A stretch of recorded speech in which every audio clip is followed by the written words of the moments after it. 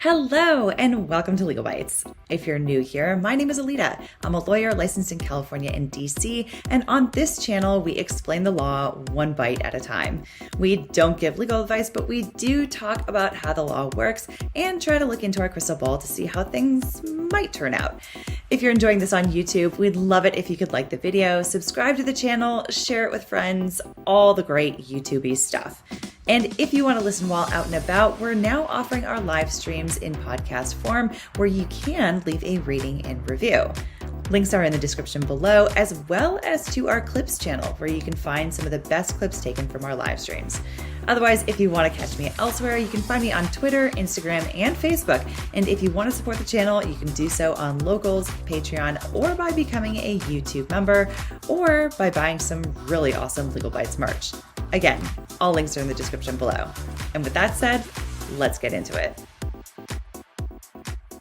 Hello. Good morning, good afternoon, good evening, wherever you are. I hope you're having a great Monday. I hope you had a great weekend.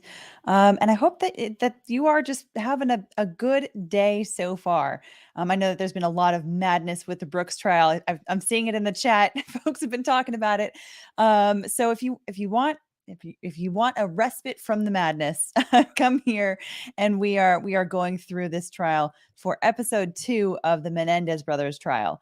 Let me say hi to some folks in the chat real quick.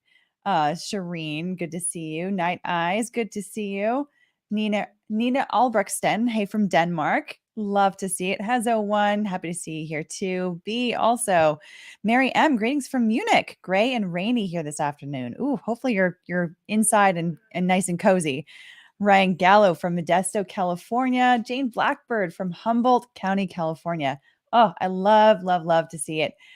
We've got Pamela C, half awake in Arizona. Ryan Gallo, thank you.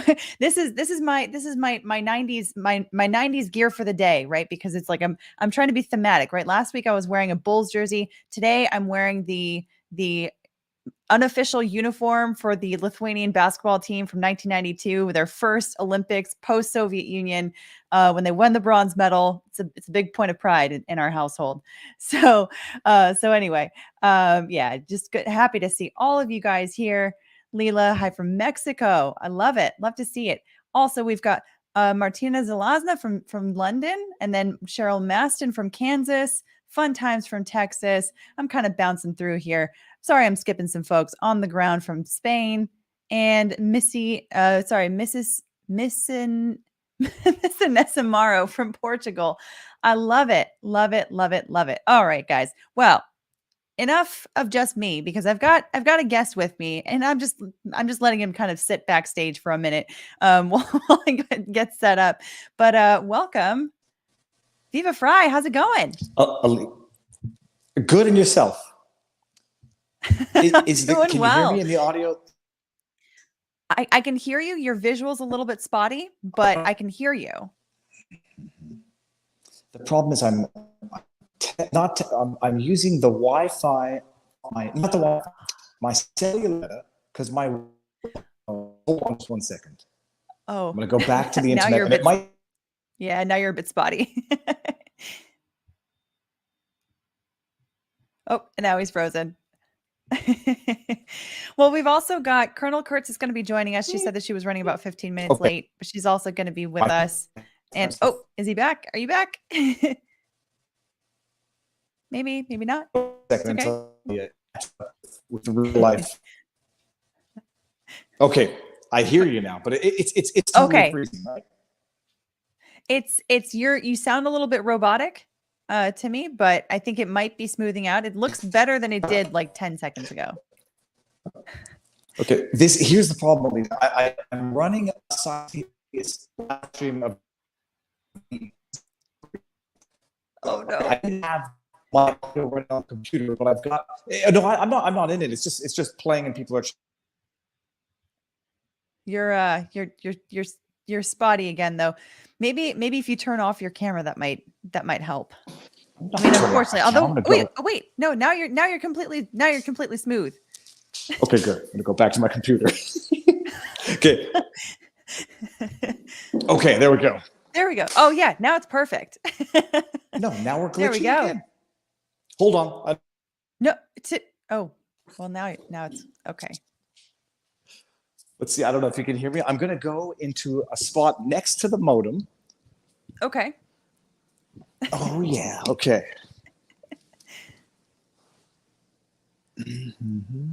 Okay. Well, this is going to be boring. Okay. How's that?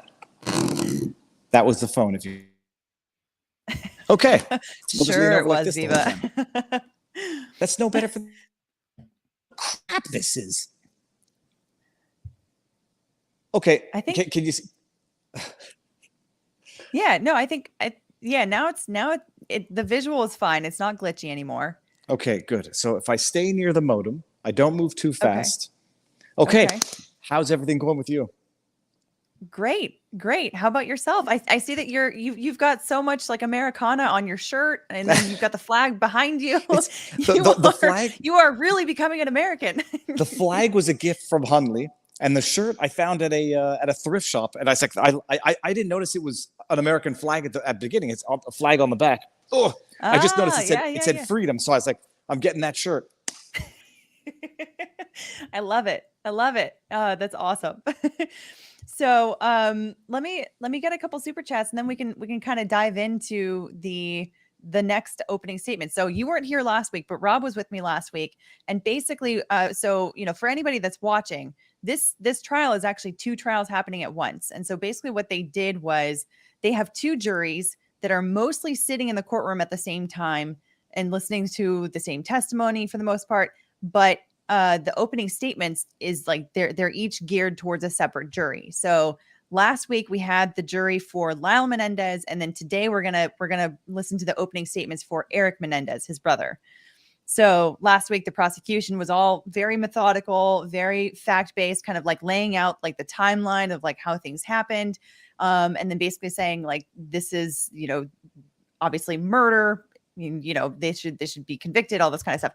And then the defense was really much more about, of course, as is typical, was much more about the emotions, talking about how Lyle was abused as a child, both emotionally and physically, and in very intimate ways.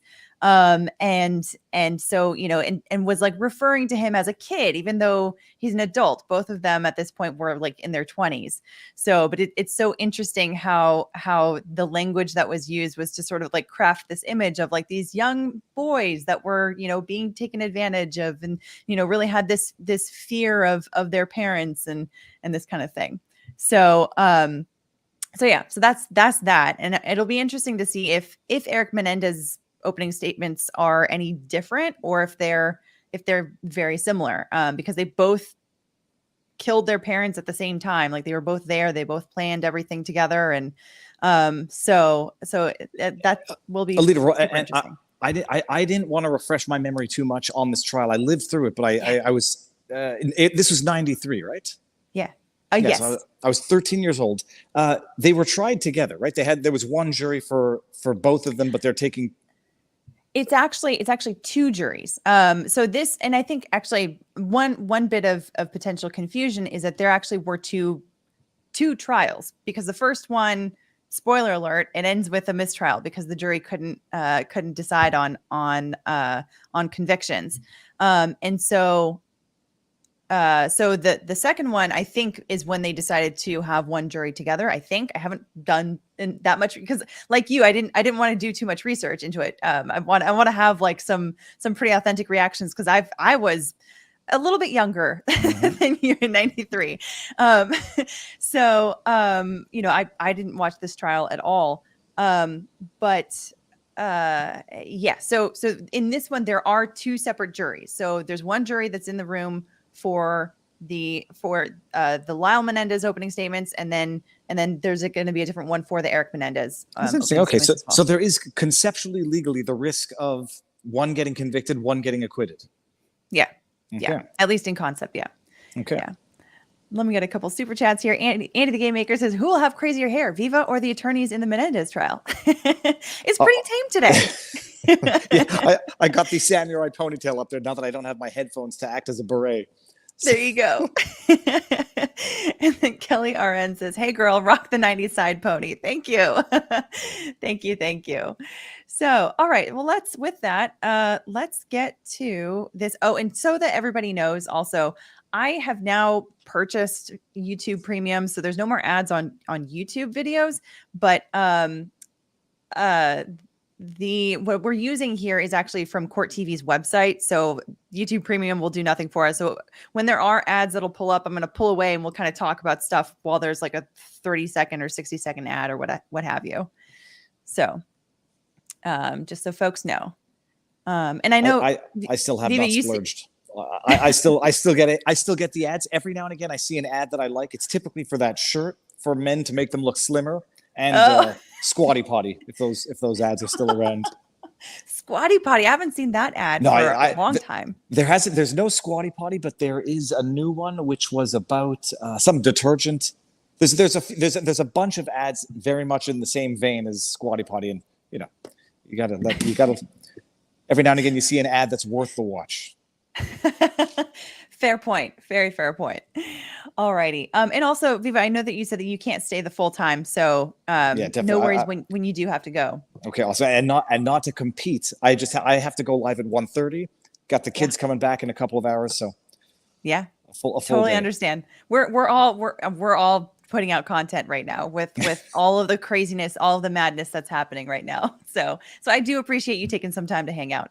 My pleasure. I want to refresh my memory. I remember my mother used to be into this. She used to watch this stuff all day long, but we just never talked about it. So I'm going to revisit childhood. All right, here we go.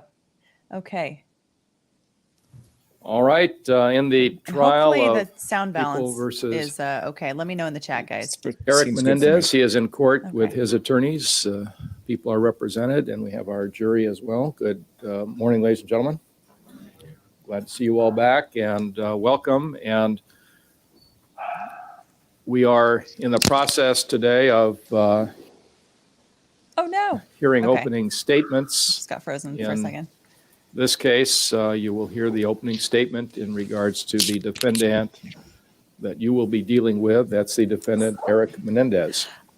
Interesting. He just said defendant and then defendant. Table, something that I noticed last week is he kept saying defendant. You have not been and I was like, oh no, this is going to be a new um, earworm for me. I've not seen in these proceedings before. I'll introduce you to them Yes, now. exactly. First of all, the co-defendant is at counsel table, and that's Joseph Lyle Menendez. And his attorneys as well are present. That's Ms. Jill Lansing and Mr. Michael Burt. Right, and also Detective Zoller from the Beverly Hills Police Department is present. And as I indicated to you when we were involved in jury selection, you are the jury that will decide the case of Erik Menendez. And this morning we've already heard the opening statement in regards to the co-defendants. Hey, related only to the co-defendants. Sorry to have you join us. No worries. We just got started. You wait upstairs. The judge is giving instructions to the jury I'll in make the Erik some Menendez remarks to you case, this and then we're going to hear morning, some and opening because statements. it's almost noon, Last week we did we'll have to opening take a statements break for until the after Lyle lunch to give Menendez everybody case a because there's chance two to separate juries. catch a bite to eat before we actually I start didn't the know opening that. statements. Yeah, it's interesting. In regards to the defendant, Erik Menendez. But let me make a few remarks to you. First of all, as you're all aware, when you were last here, we gave you those little blue dots to put on your badges, and you have them. That designates you as the jury for the defendant, Erik Menendez. The other jury involved with the co-defendant, Lyle Menendez, have gold dots on their badges, and that assists us in identifying them, and it should also assist you in identifying the jury for the other defendant. High tech. The rule is that you must not have any contact with those other jurors, and the reason we have you Also, with your own, again, fun times. Thanks so much for separate, gifting 5 color Byte coding Club is so that memberships. you will know So generous who of the you. other jury Thank is, you. and you would not have any contact with them. And it's very important that you follow that instruction, and I'll go through a little more about other things that I've already mentioned to you during jury selection as to how you must conduct yourself during the course of the trial. That is, that you must not be exposed to anything outside of the courtroom that in any way could influence you in how you decide this case, that your decision So must we're be not made watching only the on one what that happens ended in the a courtroom. mistrial or a hung jury, right? Let me ask we before I actually get are further watching that one. along, Oh, that is have okay, any right, of cool. you Yeah. been That's exposed the to one I anything like, about so. this case in any form, whether it be a conversation, overhearing something someone else said, saying anything in the newspaper, on radio, television, anywhere? Have you been See if exposed this to anything judge says about this this every case day, since we 5 times a day, last like at had the you in Alex court? Jones trial. Oh, yeah. All right. Oh, And really? please understand that that's Before going to be your break, after obligation throughout lunch, the it trial, was not to be over the top. exposed to anything. And periodically during the trial, I will ask you the same question. And even if I don't ask, if something happens where you happen to be exposed to something, if you would let me know by writing me a note so that we can discuss it. There will be continuing news coverage about this case throughout the trial, and there's also going to be a television camera in the courtroom that will focus on the witnesses and the lawyers during testimony. That camera is positioned in the corner there in the ceiling, and it won't focus on you. The rule is that the TV cameras cannot focus on or photograph the jurors, and that will be the rule throughout the trial, that is prohibited. Occasionally, there'll be a still photographer from the newspapers in the courtroom, and likewise, the rule is that the photographer is prohibited from photographing the jurors. How long did this The trial reason go on these for? cameras are in the While. courtroom is just so that the public Yeah, has I don't full know access exactly to the how trial long, but proceedings. they You are ended right up here. needing You to have do it more twice. access than anybody else. You're seeing Well, it I'm as glad it's that we're going watching on. this one because And, they allow the sexual assault Please stuff into follow this, and my they didn't allow it in the instruction second not to trial. look at or watch or listen to okay. That's why they any lost in of the the second news trial. coverage as it occurs during the Because they- trial. the You are judge here gutted their watching it in defense. court, and you must make your Oh, decision wow. based upon what happens in the courtroom. For those of you who have an interest in the newspaper coverage of the case, the court staff will cut out newspaper articles and create a scrapbook for you so that after the trial, if you have an interest in that, we would have collected that for you so that you could have that for your purposes. But at this point, the important thing is to remember that you must not look at any of that news coverage yourself during the course of the trial. So funny how they didn't have to worry about social media. The lawyers will be Don't read making the opening paper, don't watch statements TV, to the and you're jury. safe. There are one or two So matters I will easy. be discussing with them before those opening statements. We were talking about this last If, week, and we were things like, run I true to just form like here, the opening just statements so will much take more about an hour and a complicated half today. to complete. And then if there's still time this afternoon, then we'll start testimony after the opening statements. And then we'll have the other jury come down, and both juries will be present in the courtroom for the beginning of the actual testimony. That's so weird. There were two different juries. I didn't remember that. One thing that Yeah. The will other occur, jury, as I've Lyle indicated, Menendez's that jury throughout has the trial, there will be has a occasions gold when a only gold one jury will be in the courtroom. sticker and on their the other badges, jury and will then not. this jury And has a blue when sticker. I hear of that or learn of that in advance, I'll certainly let you know of it. The purpose of opening statements, as they will be made to you here, is to give you an idea of what the evidence will be, what each side expects the evidence to be during the course of the trial. And as I've told you before, and as I will remind you throughout the trial, the statements of the lawyers, whether it's an opening statement, argument to the jury at the end of the case, or throughout the trial, none of their statements are evidence in this case, and you will not hear any evidence until after all of the opening statements have been completed and the first witness takes the witness stand. And your obligation is to keep an open mind on the case until all the evidence has been presented. All right, since it's just about noon, I'm going to excuse you until 1:30, at which time we will resume with these proceedings. Do not discuss this case with anyone. Don't form any opinions about it. And if you would return to this courtroom at 1:30, at that time, we'll start with the opening statements in this case. All right, have a good lunch hour, and we'll see you at 1:30. And if counsel would remain, there's a matter I want to discuss with you. Ooh. Looking for that relates to the subject of discussion relating to Oziel. Oh, that's the psychiatrist. All right. Well, do you need that before you make your I in-camera think so. presentation? Yeah, it's the psychiatrist who How long would it take you to squealed on look him. at that material? Yeah. I love Leslie Abramson, by the way. How did they? Do we know how they paid All for their right, then, attorneys? If you can be back The money here they got and from their indicate dead your parents, in-camera I hearing think. would take just a couple minutes. All right, then be Which is back promptly at interesting 1:30 because, and we'll do that. And I then mean, we'll today at least, roll, and then California we'll has a have Slayer the opening statute statements. where if We'll you've be in been recess. convicted of killing the person that And you're all supposed the to inherit jurors are from, present, you're and we'll now disinherited proceed by with law. opening Oh, statements, but they first weren't from the convicted, prosecution, right? and then the So, defense. yet- Mr. Kuriyama first. Well, yeah, I guess not at this point. Oh, you mean So the it's- after? Yeah. I see what you're saying. Yeah. Like the appeals. Good afternoon, ladies and gentlemen. Stanley Weinberg is the lawyer, is the judge. I don't think we have everybody in the same order they were this morning. You sort of moved and. Oh, I moved remember around. this. Oh my The God, way I you forget it. feel I forget his being name, but I now. remember him now. Very well. Seat number 1. Okay. Yeah. Okay. That's right. That's not in the right order, Your Honor. Yeah. God, I hate the courtroom. Yeah. Why don't you? It's, I still don't understand why they're all at one table. I feel so claustrophobic awkward. for them. It's like secondhand claustrophobia. No, we're still not right. I love Leslie Abramson's Medusa hair, though. I think it works. Okay, we're on. I know that was a style back then. Let's but- proceed. Thank you, Your Honor. Ladies and gentlemen, the evidence will show in this case that Erik and Lyle Menendez conspired to murder their parents, Jose and Mary Menendez. They planned what Erik Menendez called the perfect murder. Pursuant to the plan, the defendants drove down to San Diego on August 18th, 1989, and bought 2 Mossberg 12-gauge shotguns from a Big 5 sporting goods store using false identification. They committed the killings on a Sunday night, a night when the Menendez household maid, was not there.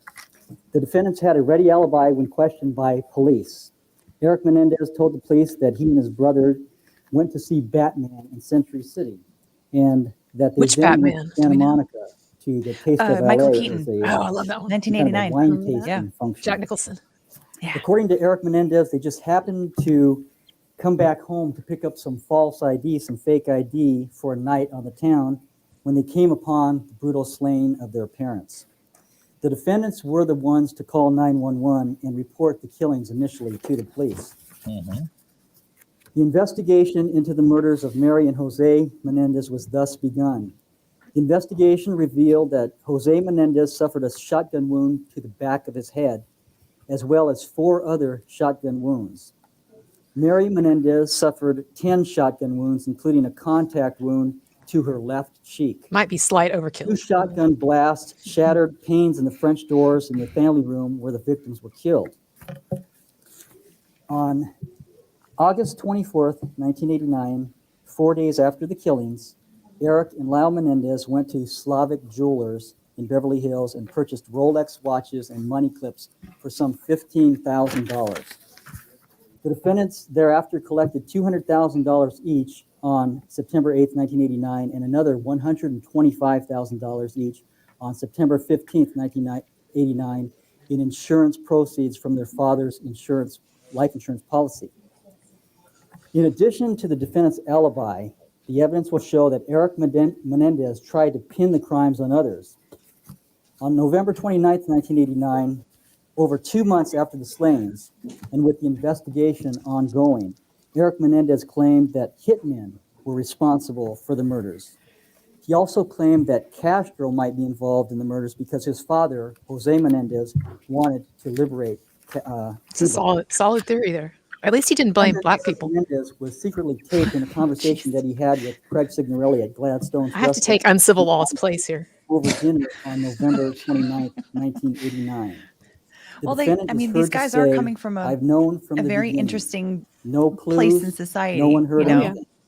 The defendant then states his belief that Castro might have been involved in the killing of his parents.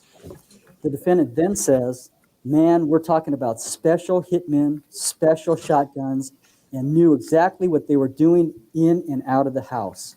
No one saw anything. No one heard anything. We're talking about serious hitmen. The evidence will show that the defendants nearly got away with their crimes. They had meticulously picked up all the shotgun shells from the family room. They had buried the shotguns, and they had indeed an alibi. With the investigation nearing 7 months in duration, the Beverly Hills Police Department finally received. What's that? I said, where did they find the shotguns? Information which led to a search warrant on the home and office of Beverly Hills I think they were actually psychologist in their Jerome car, Oziel, and the season of evidence but I don't know if they implicating the specifically defendants. found them there. With information relating to the this evidence, Lyle Menendez was arrested on March 8, 1990, and defendant Erik Menendez was arrested on March 11, 1990 for the murders of Jose and Mary Menendez. Dr. Ozio will testify then on Halloween, October 31st, 1989, the defendant, Erik Menendez, said that he was having vivid dreams of his parents being murdered. He told Dr. Ozio, "We did it." Dr. Ozio asked him if he meant that he and Lyle had murdered his parents. Erik Menendez responded yes. Erik Menendez then said that his father was too controlling. He criticized them. He made them feel inadequate and prevented them from doing what they wanted to do. He said that he and his brother discussed killing their father and getting him out of their lives. They couldn't see any Oh, freedom. someone says the shotguns were never found. Okay. Oh, interesting. Okay.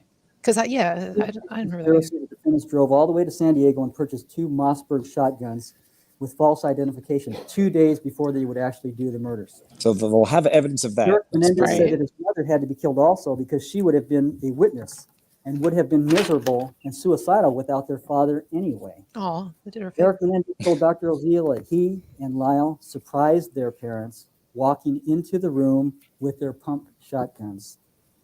Erik Menendez said his father cried out, "No, no, no." The brothers then began to blast away.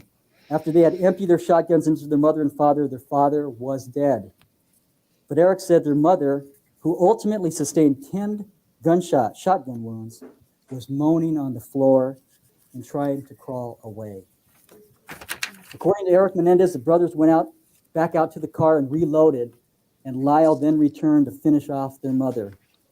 Erik Menendez said that they picked up the shotgun cartridge casings, removed their blood-spattered clothes, and placed their clothes into a bag. They put fresh clothes on and drove to a garbage dumpster where they threw away the bloody clothes and took their shotguns and buried them down an embankment off of Mulholland Drive. They then went to a wine tasting party to meet with Perry Berman. Mr. Berman was not there, so they arranged to meet him later that night. The defendants then returned to their house and called 911 as if they had just come upon the murder scene. The defendant, Erik Menendez, said that his father had recently nearly disinherited him, and he told Dr. Ozio that that was another reason to get rid of his father. Erik Menendez said that there was no way to link them to the crime since the fingerprints were their fingerprints since they lived at the house, and there were no witnesses. No one could link them to the weapons, he felt. The weapons were not recovered by the police. He believed there was no way to tie them to buying the shotguns in San Diego. There was no way to link them to the murders in his mind. Erik Menendez said that they felt that they could never equal their father's accomplishments. Erik Menendez was pleased, however, at having pulled off the murders without being caught. The defendants said that they killed their father out of a desire to be free of his control, criticism, and impossible standards. Dr. Ozio, when he asked them why they killed their mother also, the defendant, Erik Menendez, said he discussed with his brother the fact that their mother did not deserve to die, but their plan was perfect, and they did not want to. Now, what'll be interesting to me is, I mean, they're leaving out, the prosecutor's obviously leaving out all the stuff about the claims of sexual abuse and stuff. So it'll be interesting to see the defense bring that up. Yeah. Ooh, got an objection.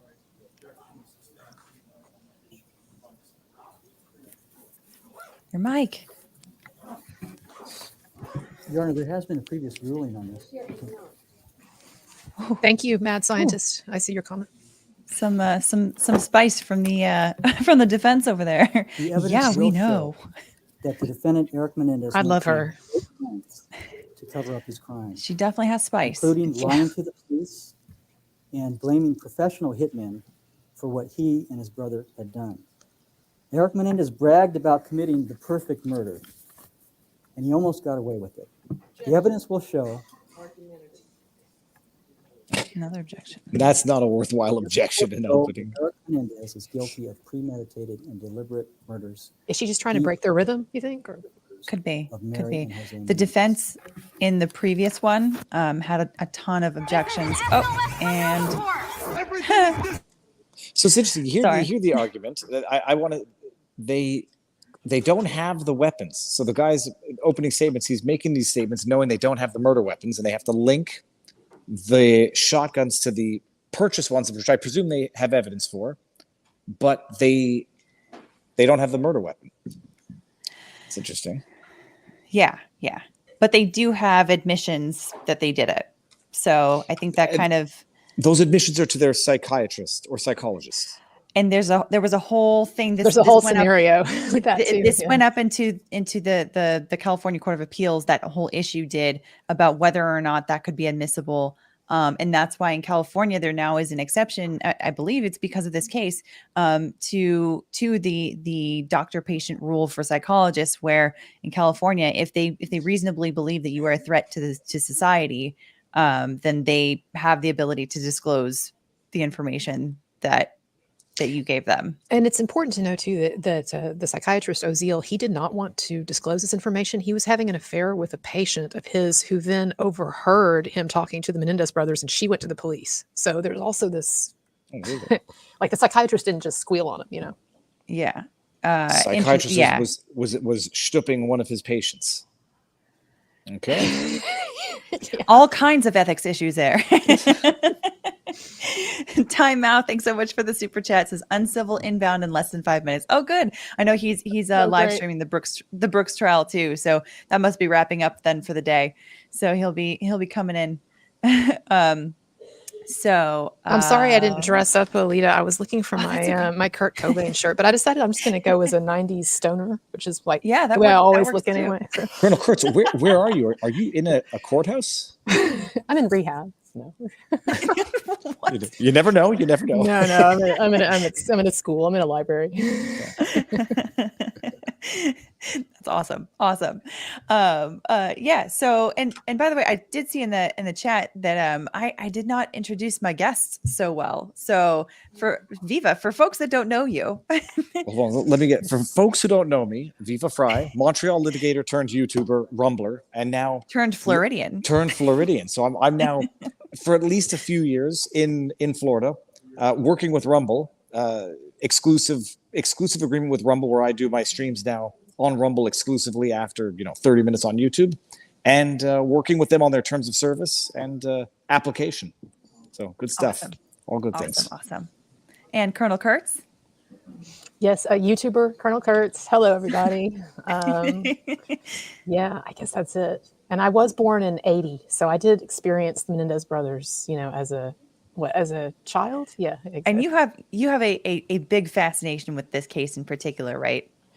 I do, yeah. Well, because I always assumed, and I don't want to prejudice, our audience, but I always assumed that they were just totally full of shit. And then there's been evidence, not only that came out in this trial, but in the years since, that actually they were terribly abused by their parents. So I'm kind of looking to see how this shakes out in this trial with the different arguments. Where are they now? Are they still in jail now? Yeah, they're in prison for the rest of their lives. Huh. Yeah. That's the spoiler alert. But yeah, if so, both of them are tagged in the description. So if you guys want to check them out, if you're not familiar with either of these two, I don't know what you're doing with your life. Definitely go and check them out. Colonel Kurtz also has a lot of Manson stuff too. A lot of Manson, right. Which I think you've gotten a little bit. You said on Twitter, I think.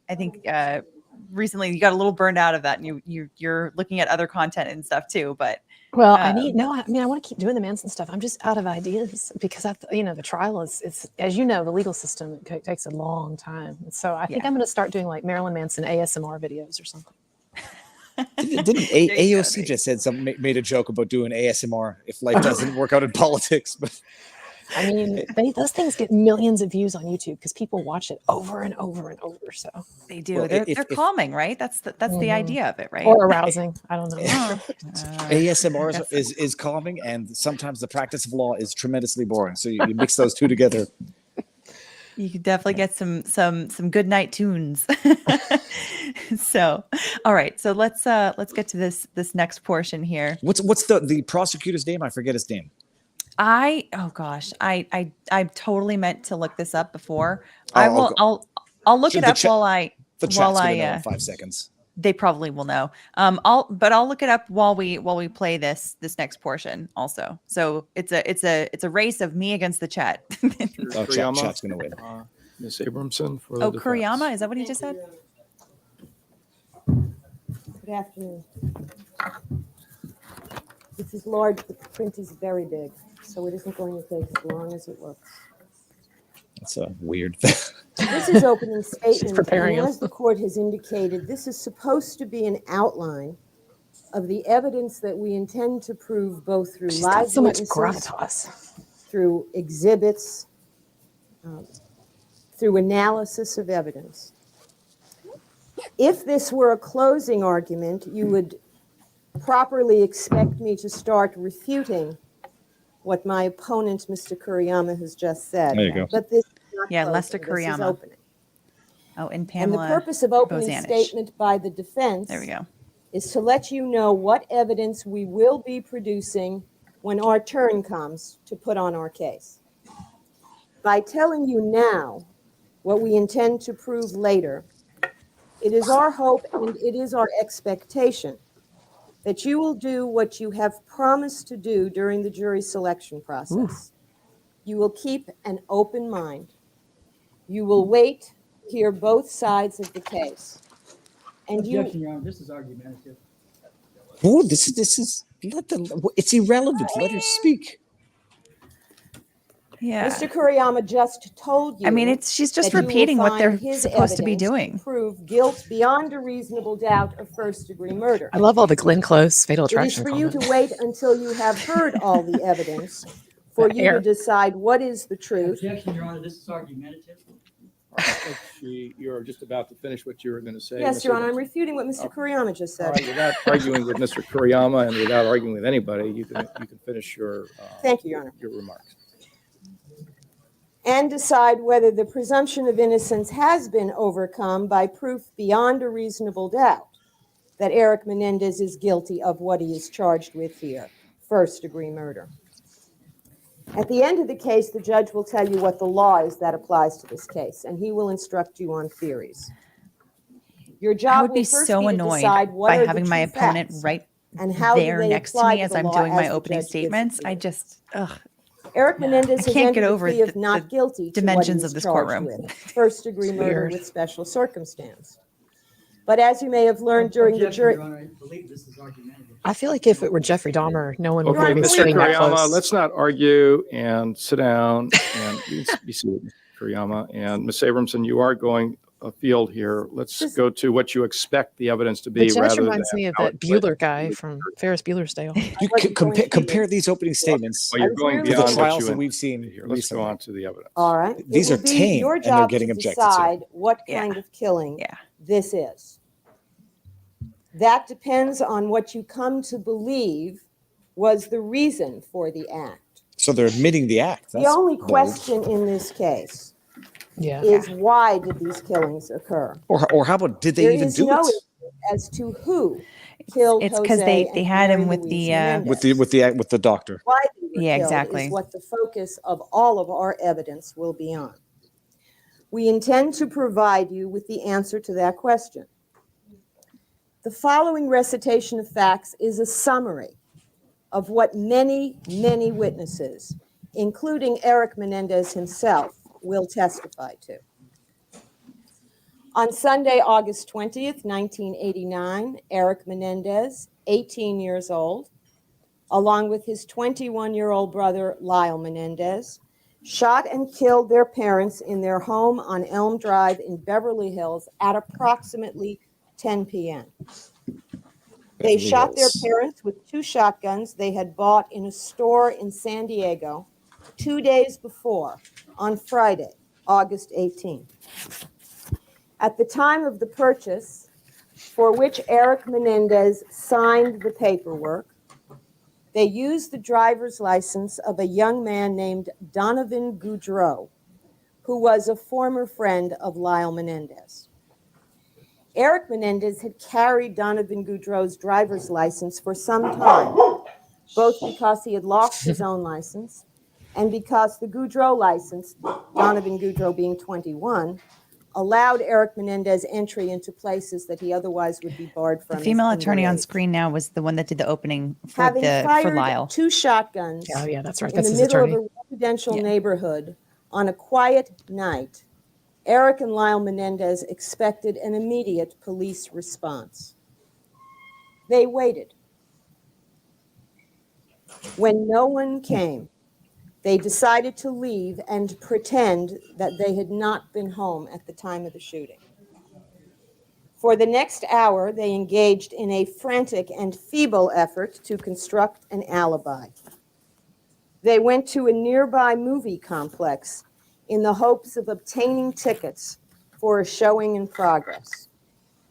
They discarded the guns and the used shotgun shells. Erik discarded some clothing he had worn during the shooting. And they attempted to meet up with a friend in Santa Monica.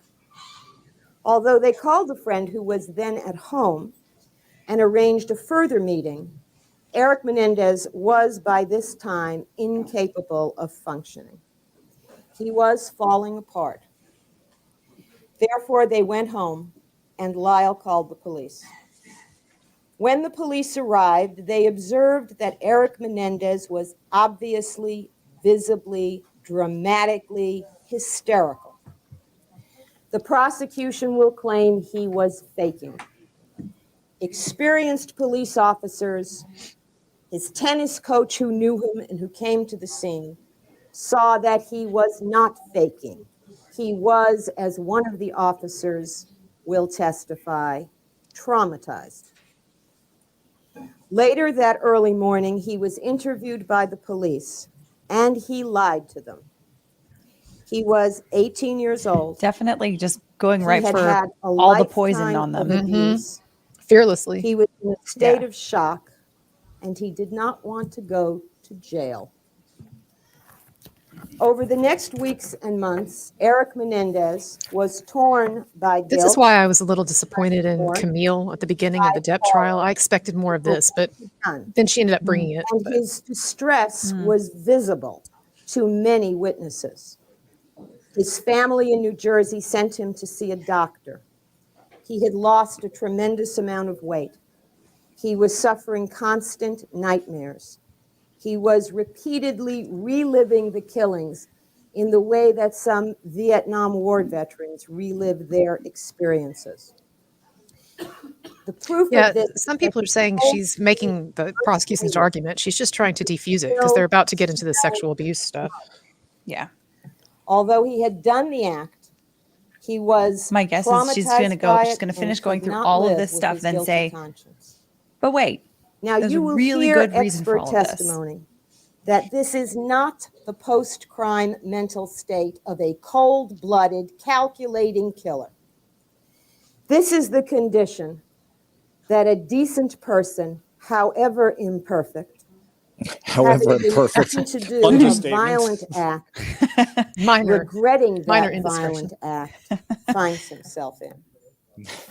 We're all As sinners. I mean, further who proof hasn't? of his lack of calculation, he confessed his involvement in his parents' killing within weeks. His first confession, in a rather tentative way, was to Craig Signorelli, who will be a witness for the prosecution in this case. Later, finding himself closer and closer to suicide, he confessed to L. Jerome Oziel. That's the doctor. He did not tell either Craig Signorelli nor L. Jerome Oziel the whole story, for many reasons which will be explained to you, but not the least being a lack of trust in either of them. He did not tell them the true motivation for the killings. To do that, he would have had to reveal the shameful, in his opinion, secrets that he had spent most of his life concealing. But what he could not and did not do with them, he will do with you. He will tell you why he killed his parents. He will tell you the entire painful and difficult and complicated story of his life. On March 8, 1990, Lyle Menendez was arrested in Beverly Hills. Erik Menendez was in Israel on a professional tennis tour. When he learned of his brother's arrest, Oh, yeah. People said and he could have knew, gone of pro. course, that the Beverly Hills police wanted to arrest Could have been him a as well, contender. He voluntarily got on an airplane, flew to London, from London to Florida, from Florida, Los Angeles. He was not in police custody. He came back voluntarily. He surrendered to Detective Zoller, knowing that by doing so, he was facing the gas chamber. Many Gas witnesses will Yeah, it's contribute a little their dramatic. observations of Erik Menendez and his family over the years to present as complete a picture as possible of the treatment he and I think his I would brother have gone with received firing squad at the instead of hands gas of I would have gone with chamber. electric Just a chair. different, That's- because the origin of yeah. this killing But at least was a firing squad is also lifetime something of that they would do for abuse capital at the hands offenses as of well. those same parents. Gas chamber, that has a very specific connotation. well, especially given where he Jose was and flying Mary back from. Louise I'm Menendez not that sure. follow, as I Yeah. recite Not the sure. I'm not facts sure I would have of made that life analogy. are No, not no. my opinions. Maybe that was They are the intentional. Well, impressions that's of people who knew it couldn't have them, been an accident. of Yeah. people who will testify about Smart. them to you. They are also the impressions, the evaluations, the profiling, if you will, of our expert witnesses in the field Hey, Kurt. of Welcome. battered children Hello. and battering parents. We're on the defense side of the Erik Our Menendez witnesses opening statements. who are family members, Nice to see you, Viva. It's been a long teachers, time. It has been a while. How you doing, Kurt? Got Good. Kurt and friends of Kurtz. the parents, friends of the People sons, confuse us sometimes. business associates of Jose Menendez, therapists who treated Mary Louise Menendez, and Erik Menendez himself will paint a portrait of Jose and Mary Louise Menendez as parents that will make understandable to you how they could have died at the hands of their children, what they did to their children to bring this about. Our expert witnesses, we believe, are among the most highly credentialed I will say this: professionals if both your children in try the to kill areas you, of you probably research did into something child wrong in abuse parenting. and at some the point. evaluation and treatment of abuse. I'm not saying they children. deserved it. These are people, some of whom have never Aren't you a Usually testified something has for gone the wrong along the defense way. in a case before. Calling Dr. Freud. They have been prosecution witnesses most of their careers.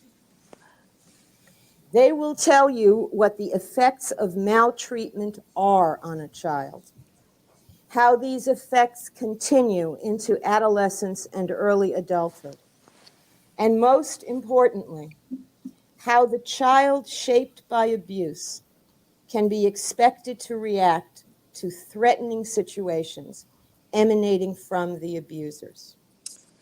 Oh, and this is probably another Take over. ad. Yes, it is. Montel.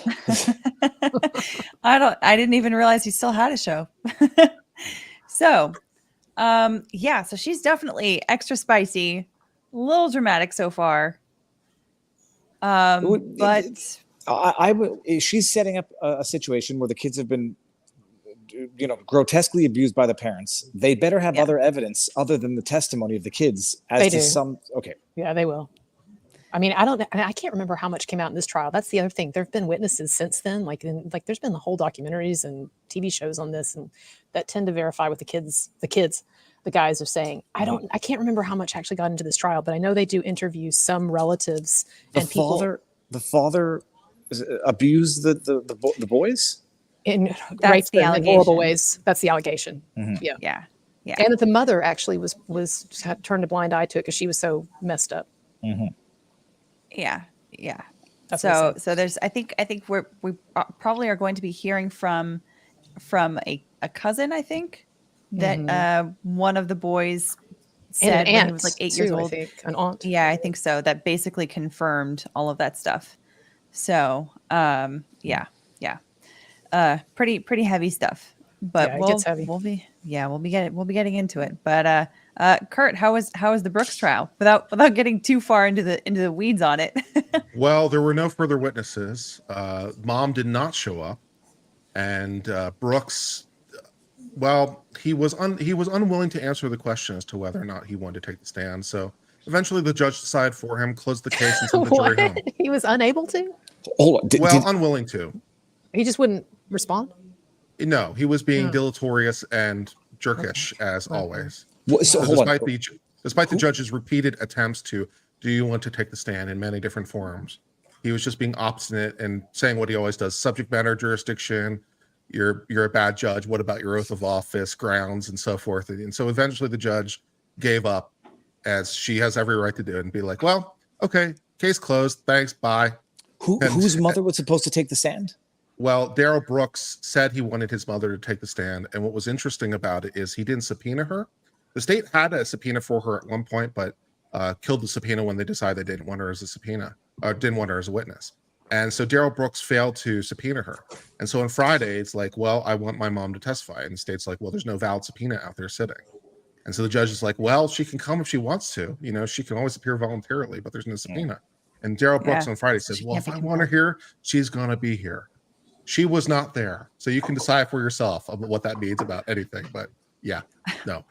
Oh my gosh. So okay. And then closing statements are supposed to be tomorrow? Yeah. So they did the jury instructions, which were supposed to take all day, but really took about an hour because, of course, he was refusing to participate. So he did try to make one objection to a bail jumping charge on double jeopardy grounds, which again proves his competence. He's like, I know the Fifth Amendment. I know what it says. You can't charge me twice. I'm like, these are all lucid things. You're misapplying them, but you're trying. And so we finished the 104 pages of jury instructions in like an hour. So that was fun. And now this afternoon is the verdict forms, which I imagine will take about as long. And then, tomorrow we'll have the jury instructions read to the jury, which I imagine will take about 2 to 3 hours because you have 104 pages to get through. It's going to take a little time.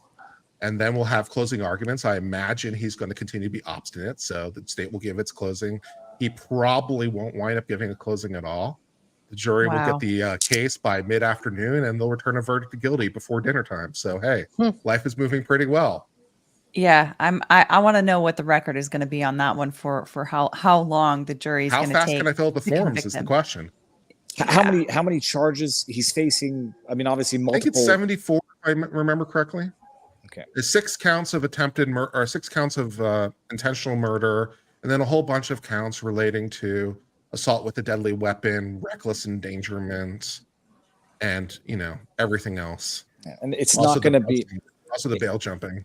Well, so are there any charges for which there's any ambiguity as to guilt, or is just going to be full ticket up and down? No, like the bail jumping. The only ambiguity you could really give at all would be for the intentionality of the murders, which maybe you get one on a buy, but sometime around the time you mow down the 6th person a half mile away, I'm thinking maybe you had an opportunity to stop and your intentionality is somewhat established. Yeah, but it doesn't really matter. It's sort of the thing that's sort of unintentionally hilarious about the whole thing, because he's charged with so many things that no matter basically what the jury finds, if they convict him of basically anything, it's prison for life. They don't have the death penalty. So they could acquit him on all the murder charges, and he's still going to prison for the rest of his life. Oh my gosh! Wow. So it's just varying degrees of how much. Like, is it some number of years? Is it life plus 1,000? Because I think that's what, if everything runs consecutively, I think he's facing 900 plus. So fun times. He's very, very guilty though. He definitely did it. It sounds like it. It sounds very much like it. He definitely hasn't helped his case in that regard. No. I mean, there's evidence every possible way. We got him on video driving. We got photos, eyewitnesses, DNA of him in the car. We got him, ringing people's doorbells. We got the guy who tried to be a good Samaritan to him because he didn't know who he was. Ring his doorbell. I'm homeless. I'm hungry. The guy invites him in, makes him a sandwich. Gives him a jacket and stuff. And that was the house where he was arrested, incidentally. He was arrested on the porch of that house. I feel so bad for that guy because he's trying to be a good human. And now he just feels, I'm sure he feels burned by the whole thing. Kurt, did they get the social media posts in as evidence or no? No, I don't know. Okay. No, because he didn't take the stand. So all that was excluded motions in limine. So because he never took the stand, we never had cross-examination. Not that we need to. For those of you who don't know, his social media posts seem to strongly suggest some problems with white people in general and some animus towards the Caucasian race, which might go to this being a hate crime if the feds ever want a piece of him. But at this point, I can't be bothered to care. It's like I just want him sent into a room and stay there forever. So that's fine. Alita, before you go back on, this Yes. it'll be my cue to exit because it's a good time, so I won't have to interrupt any more of the closing Yeah. arguments. But I'll be listening in the background as I try to Sounds good. multi-listen Yeah. to Tomorrow will be interesting because the state will give its closing, and then I imagine he'll go on yet another rant where the judge will have to warn him multiple times and eventually just basically be like, "Your closing argument's over. I'm predicting the future." So you can look forward to that. All right. Amazing. All right. Well, Viva, it's been wonderful having you here. Thank Thanks you so very much much. for Nice to meet you, coming and Viva. watching with The us. same Colonel Hey, Kurtz. hey, Viva, has anyone ever told you that you look like disgraced pastor Carl Lentz of Hillsong? I assure you, no one's ever told me that because I don't even know who that is. Look him up. You look like him. It's a compliment, but I'm What's just his saying. What's his name? I mean, I got Carl Lentz. People in the audience, don't you think he looks like Carl Lentz? He's No. Justin Bieber's former pastor. Okay, Carl is. I'm going to Google it. That's a new one, so we'll see. I might change my Viva, profile send me a text picture. message or something. I'd like to catch up with you. Absolutely. All right. Okay. Have a good See you, afternoon. Viva. All right. All right. Well, let's get back to it then. Okay. Yeah. This is less stupid than the current trial. Far so, less yeah, stupid. Far less stupid. Ladies, who do you think is better looking, Erik or Lyle? Oh, I'm just kidding. Never mind. Inappropriate. But you can still answer if you want to. That's one poll that I will not set up in the chat. Have you guys reviewed the rap stylings of Derek Brooks yet on your channel? Would you like to review the rap stylings of Derek Brooks on your channel? Not on this stream.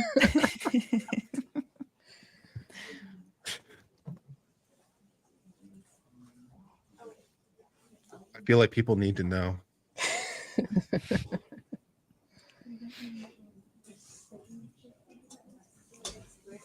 Oh, someone said they both married in prison and divorced. Yeah, those prison marriages don't generally last.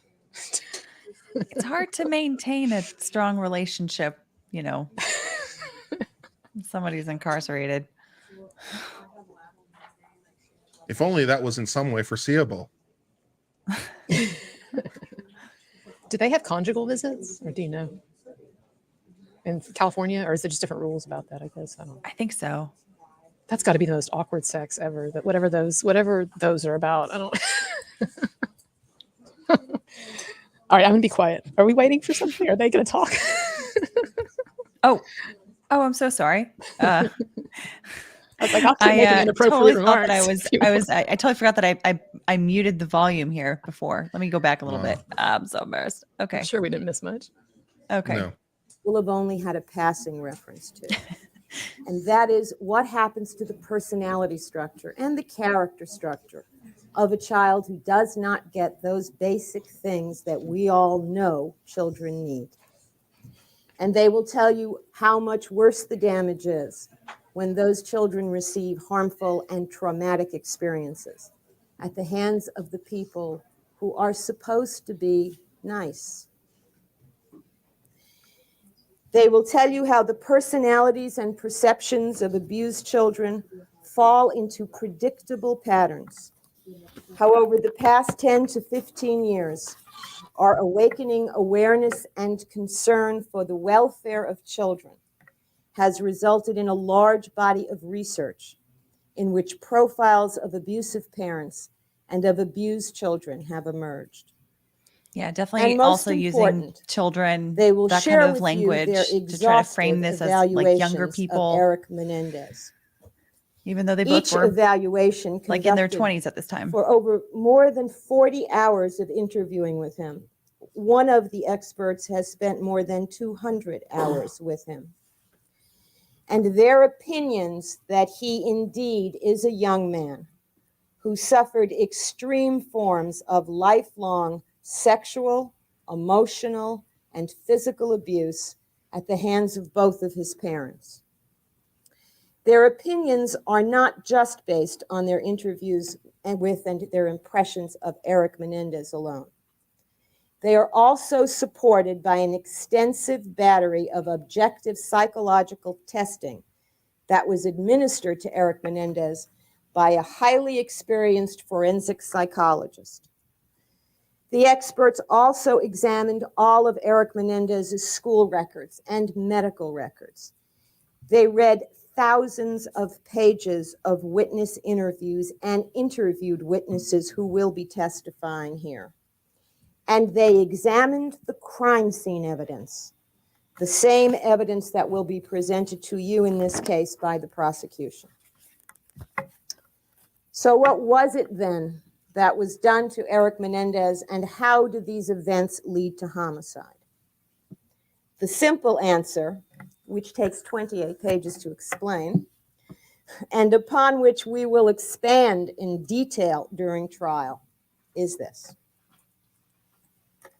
For 12 years, between the ages of 6 and 18, my client, Erik Menendez, was sexually molested by his The father. hamster?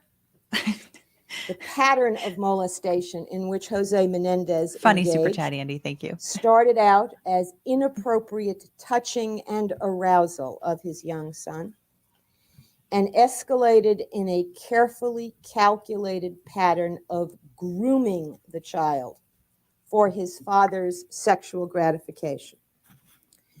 This pattern included repeated acts of forcible oral copulation, sodomy, and rape, and the intentional infliction of pain by the use of foreign objects upon Erik's person. Jose Menendez's obvious purpose was to use his child's body to satisfy his lust. But this sexual exploitation of his young son was also part of a more pervasive characteristic of Mr. Menendez: his absolute need to control and to manipulate the people around him. Many witnesses will tell you that this was a man who enjoyed to an extraordinary degree asserting his power over those weaker than himself, especially his boys. Some of the witnesses who will testify in this case and who will support this characterization of Jose Menendez loved him in life and love him now. He was physically strong, aggressive, intense, driven, and supremely arrogant. He was a man who has been described as knowing no boundaries. Many people, adults and children alike, saw the same intimidating characteristics in him that kept his children in constant fear of his displeasure. Many also saw his intelligence, some say brilliance, and the charm he could turn on and off at will, and were unsurprised by his children's obvious adulation of him. Witnesses will tell you that Mr. Jose Menendez thought himself a superior being and indoctrinated his children into believing that he was in all respects perfect, that their family was superior to other families, that their way of life was superior to others, that being rich was all that mattered, that people who were not successful, according to his terms, were sheep. And he indoctrinated his children in an effort to get them to share those views. That's the reputation that I've heard about him. What he did get was total obedience from his sons. As our experts will tell you, Mr. Menendez, as a perpetrator of incest, was true to his aggressive, competitive, and fundamentally violent nature. As you will learn, not all incestuous parents are violent towards their victims. Yet I saw an even the interview with children a of friend, this a good friend of so-called Jose's, loving and he said he was the meanest corruption guy he'd ever met, meanest feared person he'd ever death met. at the hands of their violators. This is because when a child is treated as an object of an adult's sexual desires, the child senses that he is not a person. Yeah, I to was that muted. adult, Sorry. just a thing. And instinctively, the child knows that things get broken and destroyed. Here, though, young Erik Menendez had more vivid examples of his father's potential lethality towards him. This, after all, was a man, you will hear, who pulled Erik's hair when forcing this 11-year-old to orally copulate him, Oy. who slapped him repeatedly when the child cried after his father ejaculated into his mouth for the first time, Jeez. who forcibly sodomized him after repeated prior attempts caused the child to cry out in pain. For this act, Jose Menendez waited until no one else was home, presumably because he knew it would cause excruciating pain and that the child would scream. This, too, was a man who, in Erik Menendez's early adolescence, decided that as part of an already pervasive system of hardening or toughening up his child by terrorizing him, by purposely placing him in frightening situations, by coaching him in sports by methods so brutal they resulted in the child passing out on the tennis court, nearly drowning in the swimming pool. This man decided to add the intentional infliction of pain to his sexual activities with the boy. His excuse was that his son had shown himself not a Menendez. He had shown himself to be a weakling because when receiving a shot in a doctor's office, Jose Menendez's son had cried. Therefore, Dad was going to make his son impervious to pain. He used a variety of objects: needles, tacks, wooden implements, knotted ropes. These episodes are what Erik Menendez calls the dark days. He and the experts will Andy. tell you that these dark days taught Says him Audible many should hire her to lessons. read romance novels. How not to feel physical pain. Hey, someone How not said, to why is think no one covering the about Ron terrible Jeremy case? things I that have a are long happening video to that I you did. I need to while they post are it, happening. but I've been looking How at to it. hate yourself and feel yourself a And covering other coward, stuff. and how to never so much of So this. trust much law. an adult, Yeah. especially one who is supposed to love and care for you. Now, I'm sure that you sense that acts of incest such as these are crimes. But unlike the alleged crime that the prosecution here presents, those crimes occurred in total secrecy. No police were called. No crime scene photographs were taken. No one took Erik Menendez's part as a child to vindicate his repeated victimization. Well, let me amend that. One such crime scene, the scene of forcible sodomy and oral copulation and assault by Jose Menendez on his son, was photographed by the Beverly Hills Police Department. And you will see those photographs of Erik Menendez's bedroom in the house on Elm Drive. For these crimes did not Nightmare on Elm stop in the Drive? boy's early adolescence. The molestation continued That's right not up how I until remember the it. week before the homicides. Different Right kind of there nightmare, it in seems. that bedroom on Elm Drive. And as Erik wondered as a child, you may also wonder, what of that other adult who was to love and care for him? What of his mother? While these violations by Dad are occurring over the months and years of this boy's childhood. 3 days before she died, Mary Louise Menendez admitted to her son, the son that everyone says adored her, that she knew all along of his father's molesting him. For years, Erik Menendez had suspected and then refused to believe that his mother knew. He loved his mother. Charlie He Heathcott. wanted desperately ruin it for for you. her to love him. And although the evidence Thanks for the of super chat. such feelings towards him Well, this on brings up herself kind of an interesting question. Like, Alita, as a prosecutor, what do you do about how chose to believe, inflammatory this is? I mean, needed to believe like to me, like that once you hear however this, it's much hard his to father unhear it, may right? have hated him, his mother Yeah. must love him It's a in her own way. it's a pretty tough thing to He work could not against. tell her Apparently. himself what was going on for many reasons.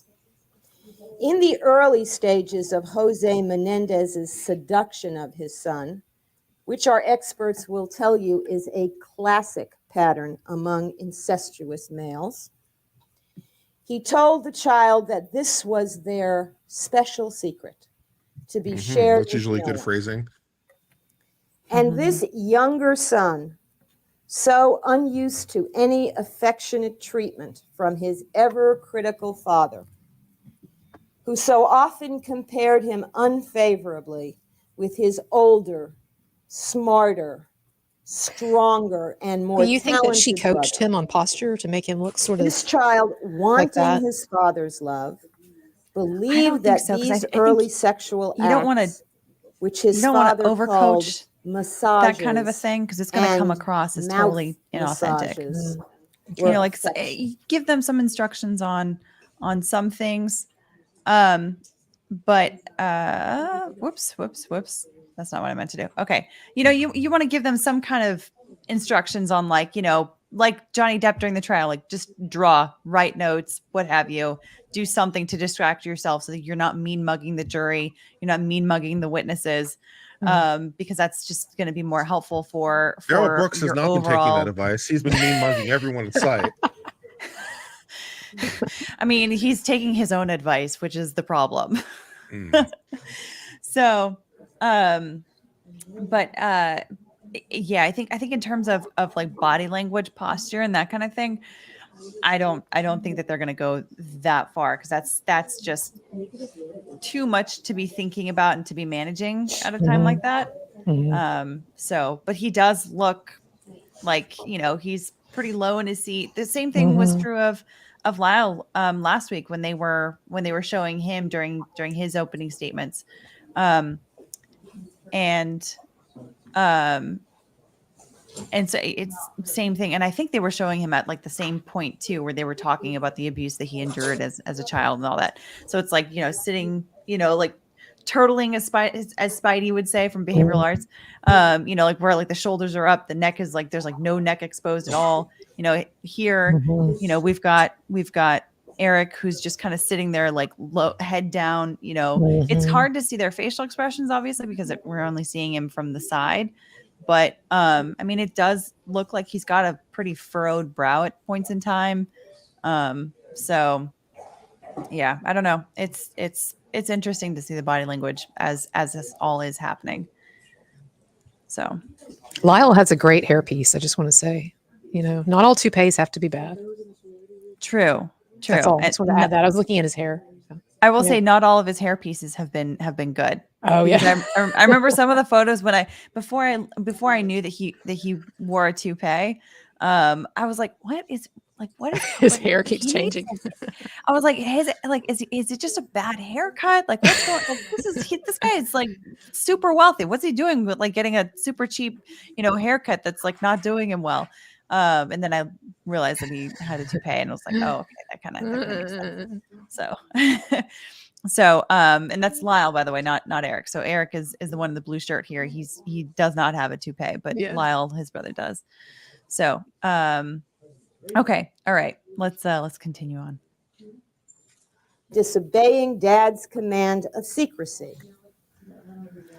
Later on, when it got ugly and violent, Erik Menendez felt that he was the one that had done something wrong. He blamed himself for what he perceived was a loss of dad's affection and felt he had nothing to complain about. Moreover, as many people will testify, his mother seemed angry at him and his brother all the time. She had uncontrollable rages over seemingly meaningless things. She never comforted him when he was ill, Indeed, she never acknowledged that he was ill I'm and really not sure punished about him her for hairstyle. staying It's home a from school with physical lot. complaints by locking him in a closet while she ran errands.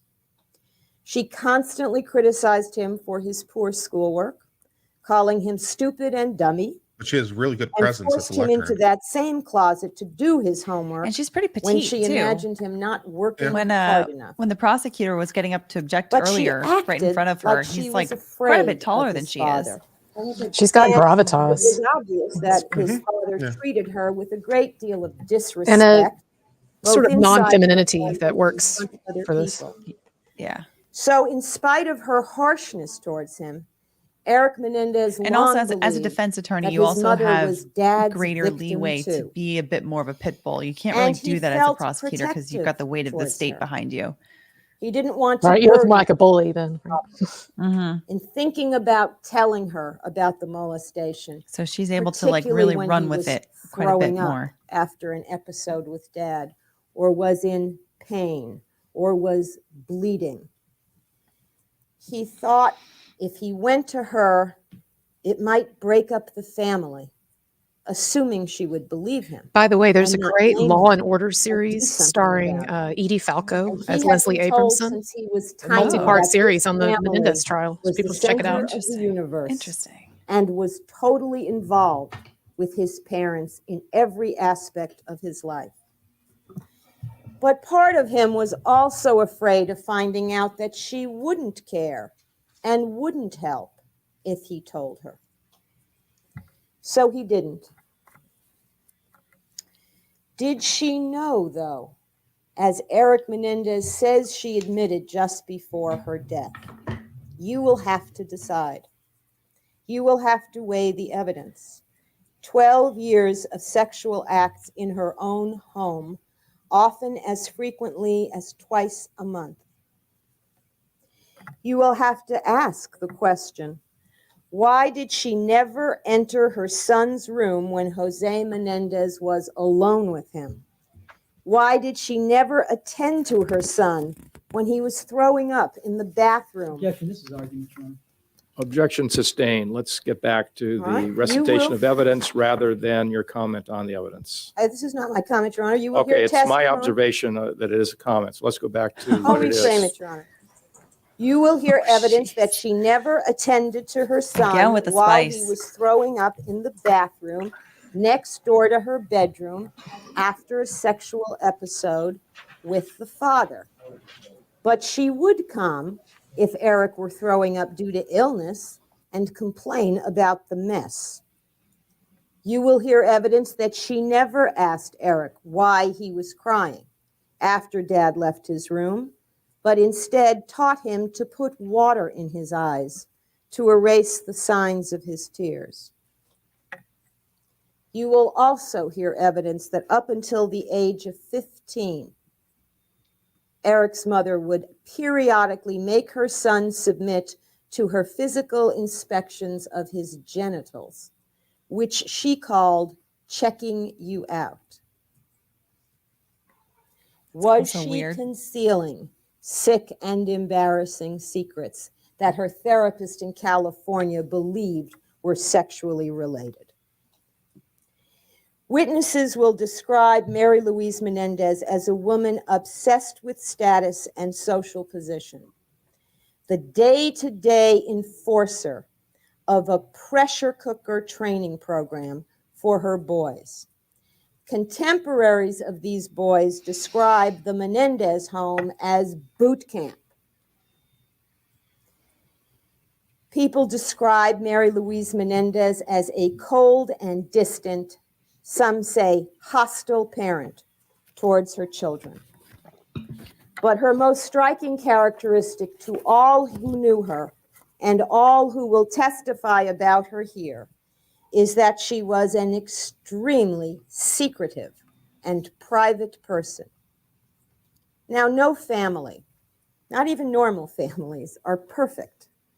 Yet Mary Louise Menendez portrayed hers as such. She was closest to her sister-in-law, Terry Baralt, Jose Menendez's sister, yet she lied to Aunt Terry regularly. She claimed, for example, that the boys were superior students, yet her younger son was barely average. She concealed from the world that Erik Menendez had learning disabilities, had trouble with understanding oral instruction, and was dyslexic.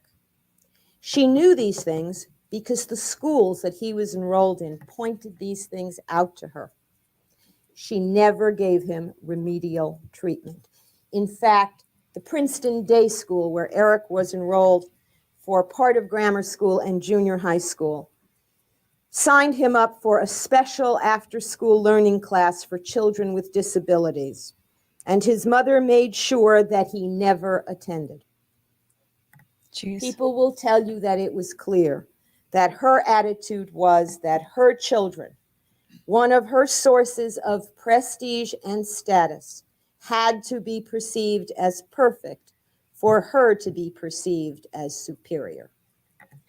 So she sacrificed her son's need to learn to her need to be seen as a superior person like her husband. Aunt Terry Baralt, to whom Mary Louise Menendez spoke every day, knew nothing of her nephew's learning problems, knew nothing of any trouble in the family. But she knew of Mary Louise Menendez's competitiveness, of her desire to raise winners, of her theory that you ignored your child's fears in order to make him tough, of her being a mother who rarely, if ever, displayed affection towards her younger son once he passed out of babyhood. As you will hear from a number of witnesses, including Erik Menendez, it was his mother who made sure that he trained for and competed in all the competitive level athletics that she and Jose Menendez pushed the children into. Swimming at 3, soccer at 6, tennis at 11. And she was as driven and as critical of less than perfect Is performance competitive as swimming at was 3? their father. With a schedule I that left suppose him so. no time for studying, with learning disabilities that made schoolwork difficult, It's like Tiger she Woods' still father. demanded that her son Yeah. pull down high grades. It did not seem to matter if he I mean, that learned might have worked anything. if they had kept the sexual Grades were abuse the only element out of measure it. of success. And to succeed, as that was defined in this family, meant win, win, and win. Be number one at all costs. But it's A relative clearly will important there testify that Jose to them it was the Menendez's credo for perception of success perfection, not necessarily was actual cheat, perfection. steal, lie, but win. And since winning was all that mattered to Mrs. Menendez as well, she encouraged her children to cheat if necessary to win, Jeez. and participated in their cheating at school. She did much of their schoolwork herself, a fact that many of the teachers recognized. My mom did some of my But schoolwork. those for me. teachers will tell you that they Did were she really? also She did when I was a intimidated kid, by yeah. her and her husband. And No although way. My they mom had no knew patience for that. there was trouble in that My family, mom was, she was they too sweet. never She was not a Kitty interfered. Menendez, though.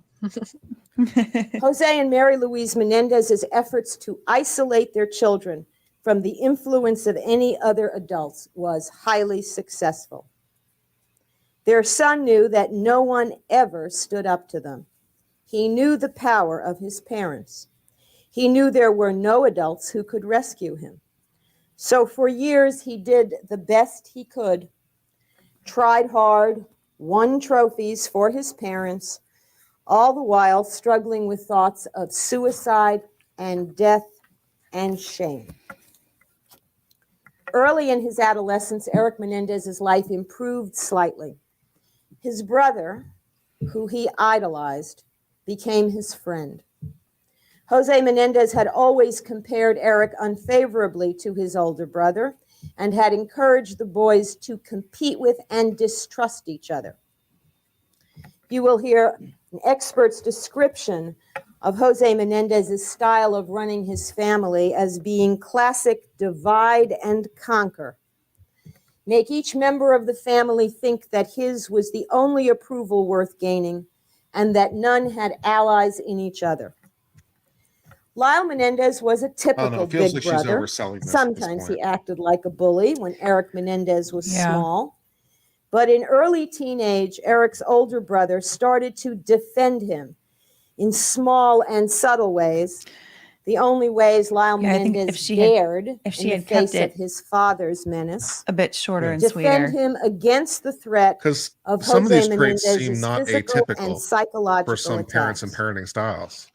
Erik Menendez had always had few friends and And there's few lots of parents confidants. who drive their So kids his brother to compete became, potentially for during that perfectly stage of legitimate his life reasons. and thereafter, the one So- person on I earth think that it felt the reason safe why she's belaboring love. it is because it's easy to look at the father with these allegations, 15-year-old Erik these Menendez essay sustained allegations, and to say, oh, himself with okay. two thoughts. And to say One, like God may he bring him probably a deserved it, miracle. right? Like it's easier And to the look at him, harshest but then part it's of like, his but then life, what about the mom? The You know, sickening like sex with dad might end somehow. her knowing about it, sure, yeah, And knowing about it, two, doing nothing about and it, more yes, realistic, absolutely, but someday going into more he would detail go off about to her college, being just and as dad abusive in other wouldn't be ways able is to like come really into how his they kind room of anymore. layer it on a bit more. God seemed to deliver on Erik Menendez's Is this longed-for unusually miracle long when for an during the opening? See, it summer of doesn't seem that long to me. 1986, Is this unusual? shortly after they had purchased a brand not new terribly house in unusual. Princeton, New How long has she Jersey, been gone? It is. Jose Menendez announced to She's been his going startled for family that he had taken a job in I mean, I hate- California. 30 minutes. I hate to offend people, but I Erik find this easier to Menendez listen could to not than wait the to openers be for the Johnny scene Depp's of team. so many Yeah. humiliations and Yeah. pain. I think it's And probably too indeed, long. during the first 6 months in California, it really appeared that I his do prayers like had a been shorter answered, shorter because opening inexplicably there was no because sex at a certain with point you do Dad start to during lose that people. time. Yeah. But then But again, yeah, like something else the became prosecution's very opening apparent here in California. was much shorter, and so that There was was trouble between his it was parents. much easier to say pretty and much Mom remember was what it was falling that he apart. talked about. Erik overheard You could cut this in half. conversations in which he learned that his mother had discovered that for 8 years, I wonder if the judge is drawing Dad something. had been having an affair. If he's doodling. And Mary Louise Bueller. Menendez was Bueller. consumed by her own shock and suffering. Lyle Menendez had stayed behind in New At least Jersey this to go to judge school let and them. rest his At least this family judge in let them use this California. defense. And the Therefore, judge in the Erik second trial Menendez just was gutted left this alone whole much of the sexual time with a mother assault defense. who secreted herself in her bedroom and cried for weeks on end. That'd be Eventually, interesting she as a point of started comparison therapy, why the two which judges came to different continued until rulings. she died. Yeah, and that's But why they she lost the never case got the second better. time around. She never got over the I affair. mean, the defense did. She never got close to dealing with all the other problems of her family. Oh, some people are saying in the chat that it was the same judge in both trials. You know, a judge can always reconsider their rulings. That's interesting. Does anybody remember why they got the gutted in the second one? The defense. No, I actually don't know that much detail. I intentionally didn't research too Nah, much that's into it because I wanted to try to have reactions in the moment. But yeah, I don't know. It'll be an interesting thing to come across eventually. But yeah, I do feel like this opening is getting a bit long because she started off really aggressive, really strong, very punchy. And then even her punchiness starts to wear out over time if you drag it on for too long, right? Mhm. So I don't know. There's a bit that could have been left out, I suppose. Yeah, there's that great phrase I like of art from adversity, where because you have limitations, the art sometimes can be much better than if you have unlimited resources. Yeah. Yeah. Yeah. So, all right. Okay. Ad is back or ad is finished, I should say. So let's continue on. Okay. Knew about Mom in California. She relentlessly pressured her son to get a girlfriend. She set him a deadline. He had 6 months to comply. Jeez. Now, Erik Menendez was 16 and he had had no experiences whatsoever with girls up until that time. He had always been very afraid. that if he got close to a girl, she would somehow figure out what was going on with Dad. Girls do have cooties, But he so could not defy his mother. Sounds like Prince So he got Charles a and girlfriend. Queen Elizabeth. Or is it too soon for that? She was a very sweet, you may see her here, a sweet and innocent girl to whom he became obsessively devoted. But at the same time, he was full of doubts about himself as a male. He still believed, even at 16, that the sex with Dad was somehow, at least partially, his fault. He must have done something to bring this on himself. There must be something about him that would make his father treat him that way. He was half convinced that he was homosexual. He feared that people knew or could tell that he was different. Erik Menendez's friends from the last 3 years before the homicides will testify to what he was like then. As a high school tennis star, he was admired. He made friends with the other tennis players. He was inventive and interesting and fun. But he was also unusually anxious. He seemed preoccupied with a million things on his mind. His tutors described him as someone who would suddenly space out in the middle of a lesson and they couldn't get him back. And he was hidden. He was secretive. And friends will say that they noticed that he lied to his parents about totally insignificant things. Now, these teenagers or former teenagers will say they lied to their parents too, but usually when they Yeah, did it's something getting wrong. long now. Erik was lying to his parents about every single detail of his life. Our experts will explain to you that when you take a child whose entire life has been structured around Do you secrets think and the some of this is concealing of because it was like the secrets, early 90s and keeping people were just secrets less well becomes versed a on the high effects of priority. abuse and And stuff when that like child that? has had parents that have intruded into every Could be. aspect of his life, in fact, for the last year Also, before the homicides, maybe they had longer attention Jose and spans. Mary Louise Menendez were tapping Eric's That's phone, probably likely. something he did not know until they died, and he found the tapes, and with the help of one of the security guards at the Elm Drive house, he found the recording device. Well, those experts will tell you that a child who is in adolescence needs some sense of separation, some sense of privacy, some illusion of control over his life. And lying to the intruders is the most minimal but somewhat effective way of creating some sense of freedom. Erik had some very strange ideas about his parents because of their behavior and their strangeness over the years. And during that period just before the homicides, he will tell you that he genuinely believed that his mother had supernatural powers. First of all, because she often acted very strangely. And second of all, because she knew all these things that he was purposely concealing from her. Now, later, of course, he learned she was tapping the phone, but at that time, he hadn't a clue. She was And so tapping she the seemed phone. a very powerful and a very frightening person.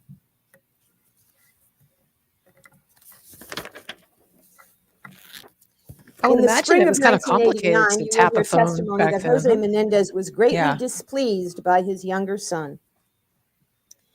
In his opinion, Erik Menendez was Can't just like being install rebellious. an app on the kid's phone. The boy was actually refusing to report to his Cameras father in every room. the hourly details of his tennis practice. The hourly details. And he my was God. refusing to tell his father exactly what aspect of his tennis game he worked on during each structured hour of Can practice. I hire this father as a life coach? I think I Now, need this some may seem motivation. absurd to us, but this was one of the many minute demands that Jose Menendez made that's on what I Erik was saying. Menendez. Like, obviously, the sexual And it abuse stuff was is a horrific, radical but a departure lot of this other stuff for just Erik seems like at a 18 to not be telling his not father atypical the parenting style. minute-to-minute details Maybe she of feels his like if she sports just really involvement. lays it on and wears us out, that we'll get a There's no sense of just question like a that Erik huge was training mountain every of single abuse. I day don't know. and training hard. because over Yeah. the coming summer, he was going to compete in the Junior National Tennis Championships. And The he was phrase higher Tiger ranked Mom than just any keeps coming to mind previous every year, time so she he had a good talks. You know, chance it's of like, winning. And the parental pressure was on him in a major way.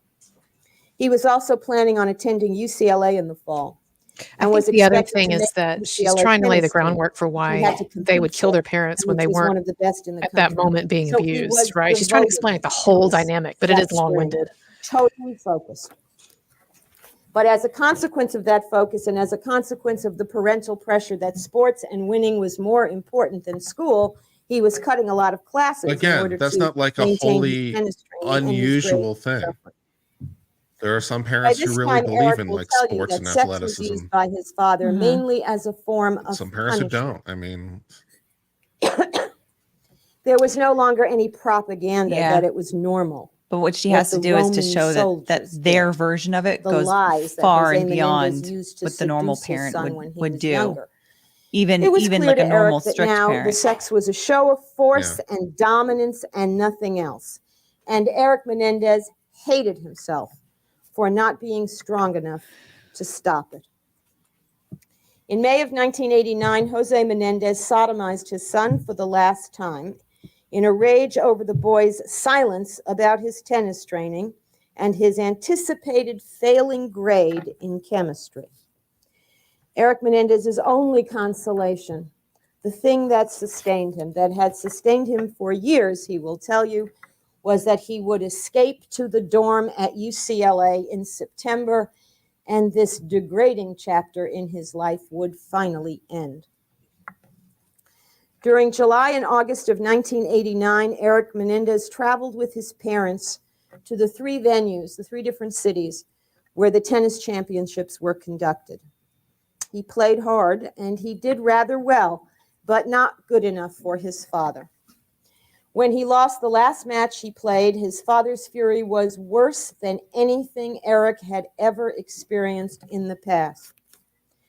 Returning to California on August 9th, Erik Menendez was determined to endure as best he could until school started. A week before the homicides, Jose Menendez once again displayed his intention to continue his domination over his son. He announced to his son that although he would ostensibly live at the dorm at UCLA, he would be required to sleep at home several days a week so that his parents could monitor his schoolwork. Erik Menendez understood immediately what this meant. The sex was going to continue. And all of the hope that he had sustained himself on all of the years, the method by which he pushed away thoughts of suicide, vanished. Following this announcement, Erik Menendez packed some clothes, planning to leave the house for a few days. He couldn't bear to be around his father in the state of despair that he now was in. His mother and his father stopped him and said what they had said before when he had made efforts to run away, that they would always find him, that there was no escaping them, and that he could never survive on his own. His father also told him that he would deal with him more fully when he returned from a business trip he was taking that week. On Tuesday, August 15th, Jose Menendez left on his trip. Later that day, Erik Menendez observed an argument between his mother and his brother. In the course of the argument, Mrs. Menendez ripped the hairpiece off her older son's head. Until that point, Erik Menendez didn't even know that his brother had lost much of his hair and wore a hairpiece. It suddenly became clear to Erik that everyone in this family keeps secrets. With Lyle Menendez's secret revealed, Erik did what for years he had been warned against doing. He told his brother what his father had been doing to him. And he will describe to you the details of that fateful conversation.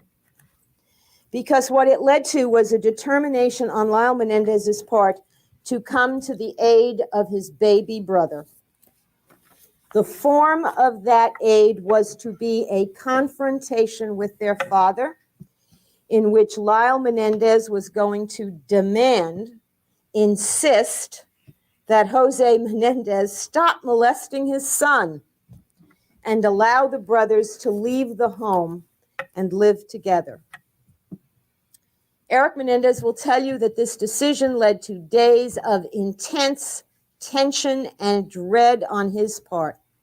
He was terrified of what his father would do once he learned that he, Erik, had revealed the secret.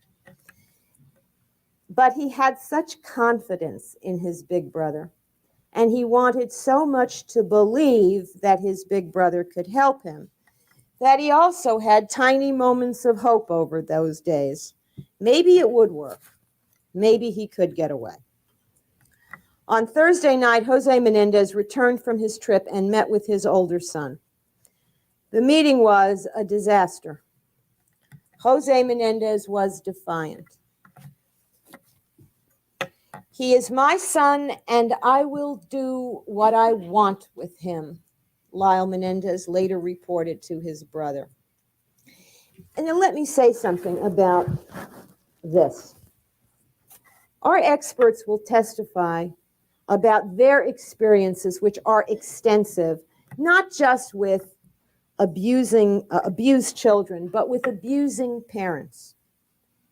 And what may sound very peculiar to us now, they will tell you is not unusual. That although most molesters deny it, when they admit it, they justify their behavior. They seem to believe they have the right, or they have the power, or the child didn't mind, or he really must have liked it. They have their own sick ways. This definitely feels like argument. And you will hear from our experts that given Jose Menendez's entire personality and character structure, this outrageous statement fit his pattern. But worse than this outrageous statement was Jose Menendez's reaction to Lyle's threat, improvidently made, to go public with the secret if Jose didn't stop. Erik Menendez experienced his father's reaction to his brother's threat firsthand through a series of violent and hysterical confrontations between first himself and his father and then his mother. The upshot was that his father again threatened to kill him as he had in the past, and his mother, acknowledging her complicity in the molestation all along, blamed her sons for what she perceived to be her greater victimization. "I hate you, I hate you. I wish you had never been born," she said. And it was not the first time she had said that to her boys. The next day, which was Friday, convinced that their parents were going to kill them, rather than allow them to go public with the facts of the molestation, Erik and Lyle Menendez purchased the shotguns for their own protection. They had intended to buy handguns, which would seem to be a more useful weapon for self-defense since it wasn't so obvious, but found out, being amateurs in the firearm game, found out that you could not buy handguns on demand. You'd have to wait 2 weeks. And their fear was such, they didn't think they would be alive in 2 days, let alone 2 weeks. Erik Menendez will describe for you what the next 2 days were like. The increasing terror, the recurrent nightmares, the lack of sleep, but most importantly, and in great detail, he will describe the ominous words and actions of both parents that convinced him that their plan to eliminate their sons was in place. And on Sunday night, it appeared to him that the trap was sprung. By words and deeds, he perceived that his father and mother were about to kill him. and he reacted with pure terror, pure panic. He fired every round in his gun at them. He believed them incapable of dying. Our expert witnesses, one of whom works with the FBI on the analysis of crime scene evidence and the profiling of sociopathic killers, will describe this crime scene as a classic example of the overkill one sees when frightened and powerless people kill those they fear and perceive as all-powerful. The crime scene of abused children who kill their abusers out of fear. Mr. Kuriyama has talked to you about perfect crime. That information comes from L. Jerome Oziel. It will be for you as a jury to decide whether anything about this crime was perfect at all. I am mindful of the fact, however, that the prosecution is relying very heavily in this case on the testimony of L. Jerome Oziel.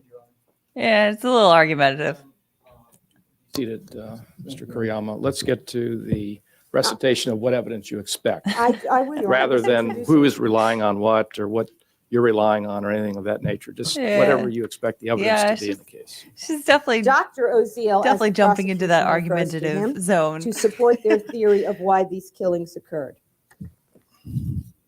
You are the judges of the credibility of all of the witnesses, and what this means is that the source of any piece of information is as important as the information itself. We will challenge through evidence in this case the accuracy of the information given to you by L. Jerome. Not only was that doctor sleeping with his patient, but he apparently was trying to hypnonize her into following his orders too. Like he would use these trigger words that were supposed to like make her do what he told her to do. And he was not told Very the odd. truth I'll about get into why that in a little these while. killings Really took weird. place. That's so He can, weird. however, like any other witness, say more than he knows, because like any What? other witness, he can lie. That's just trigger And words. we will Oh, challenge his the word was truthfulness thorns. of L. That was Jerome supposed to be in the Oziel trigger word. When this he'd say trial. thorns, she'd have to We like. will present evidence to you to prove that this man operates Crowds is on a his trigger own word right now for agenda, me. that he has motives to lie about what he was told by the Menendez brothers, and that he has a track record of Somebody lying, explain what grounds is. I don't understand in the controlling comments. Carol people Brooks for his Strawman. own selfish I haven't been purposes. following. Somebody explain in the comments. There are many witnesses who Okay. will testify in this trial who bear the title doctor. You will have to weigh their qualifications. Most important, you will have to judge their honesty. Our evidence will show that only one doctor who testifies in this trial has a motive to lie to you. To sum up then what we intend to prove. Erik Menendez was the abused son of wealthy parents. He killed his parents because he could no longer endure their abuse and had to stop it. When he did that, he unwittingly made himself a threat to everything his parents valued. He put himself in mortal danger. When he sensed that danger was imminent, his instinct to survive. By the way, if you took see me over. laughing inappropriately, I'm reading some jokes. Because Someone his keeps parents messaging were me. wealthy, the prosecution tells you he did it for the money. What do they say when poor kids kill? Counsel, now you're arguing again. All right. Whoa. And the comment of counsel, ladies and gentlemen, is not evidence in this case, as I've indicated to you. The evidence will start fairly soon this afternoon when we hear the first witness take the witness stand. And I'll remind you, you must keep an open mind on this case until you've heard all of the evidence. And we'll take a recess at this point, and I'd ask that you, just for the logistics of it, go back into the jury room, and we'll resume in 20 minutes at 10 after 3. Don't discuss this case with anyone. Don't form any opinions about it, and we'll resume at 10 minutes after 3. Yes, we'll do that in just a moment. All right. And I actually have, just for funsies, an ad from the 90s that we can play. Oh, yes. So Can't give wait. me 1 second. I'm gonna share my screen again. while we're going to while we're dealing with this ad, letting that run through. Oh, Bo Jackson, I remember that. Bo knows baseball. Mm. Bo knows football. Bo doesn't know Navy SEALs though. It's a pretty deep cut. Bo knows tennis. Do you guys remember this commercial? I remember Bo knows. Yeah. I feel like I vaguely remember it.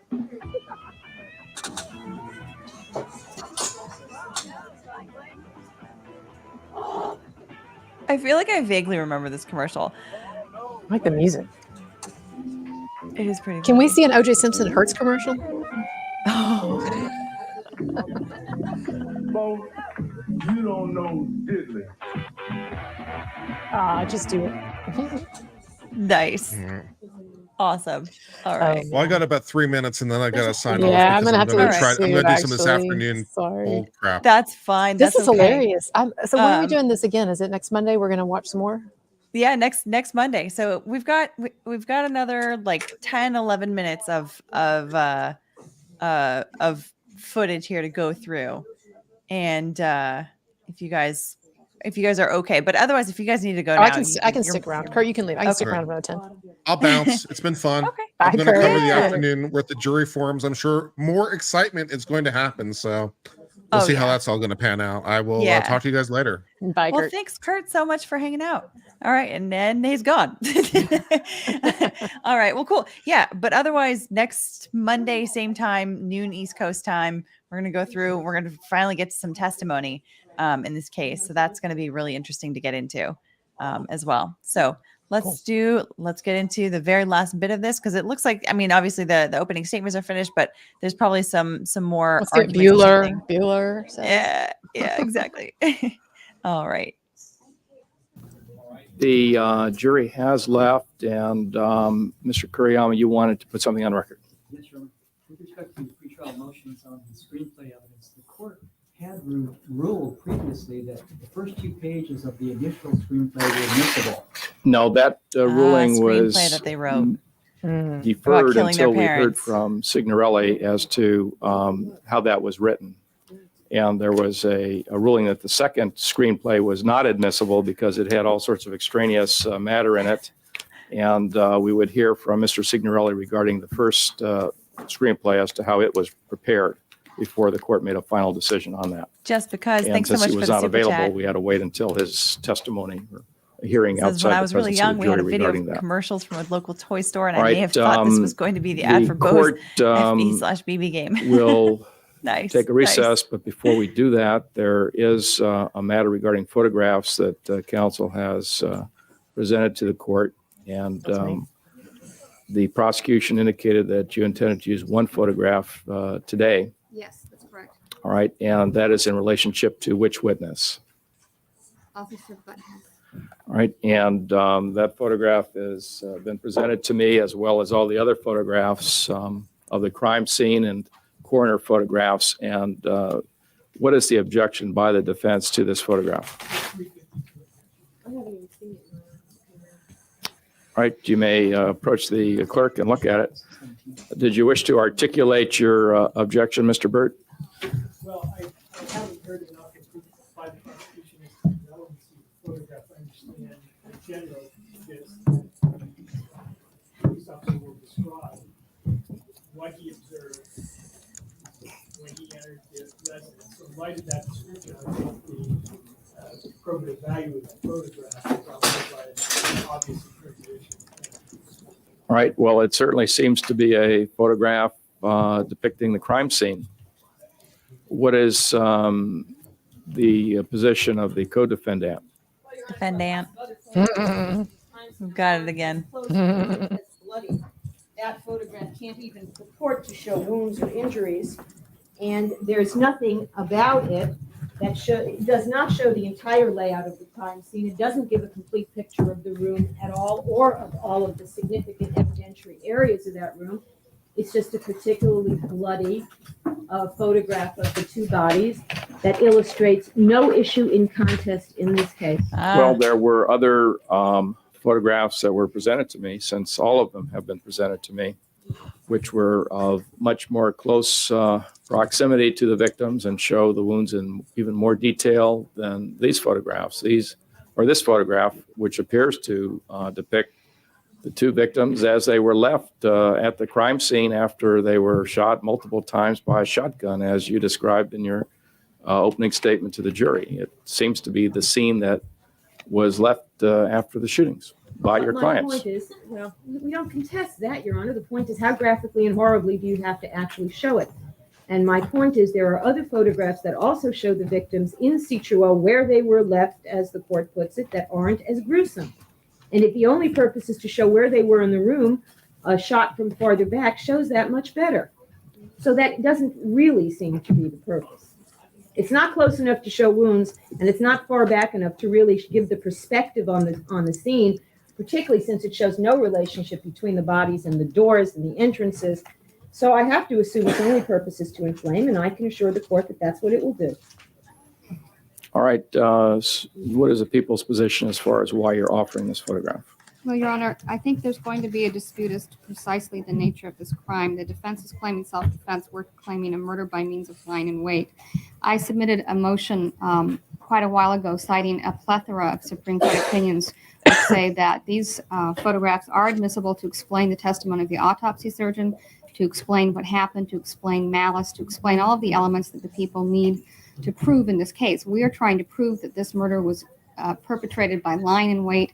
The victims were taken unawares. She's very effective the too. Positioning of I the like bodies her. within the room indicates that.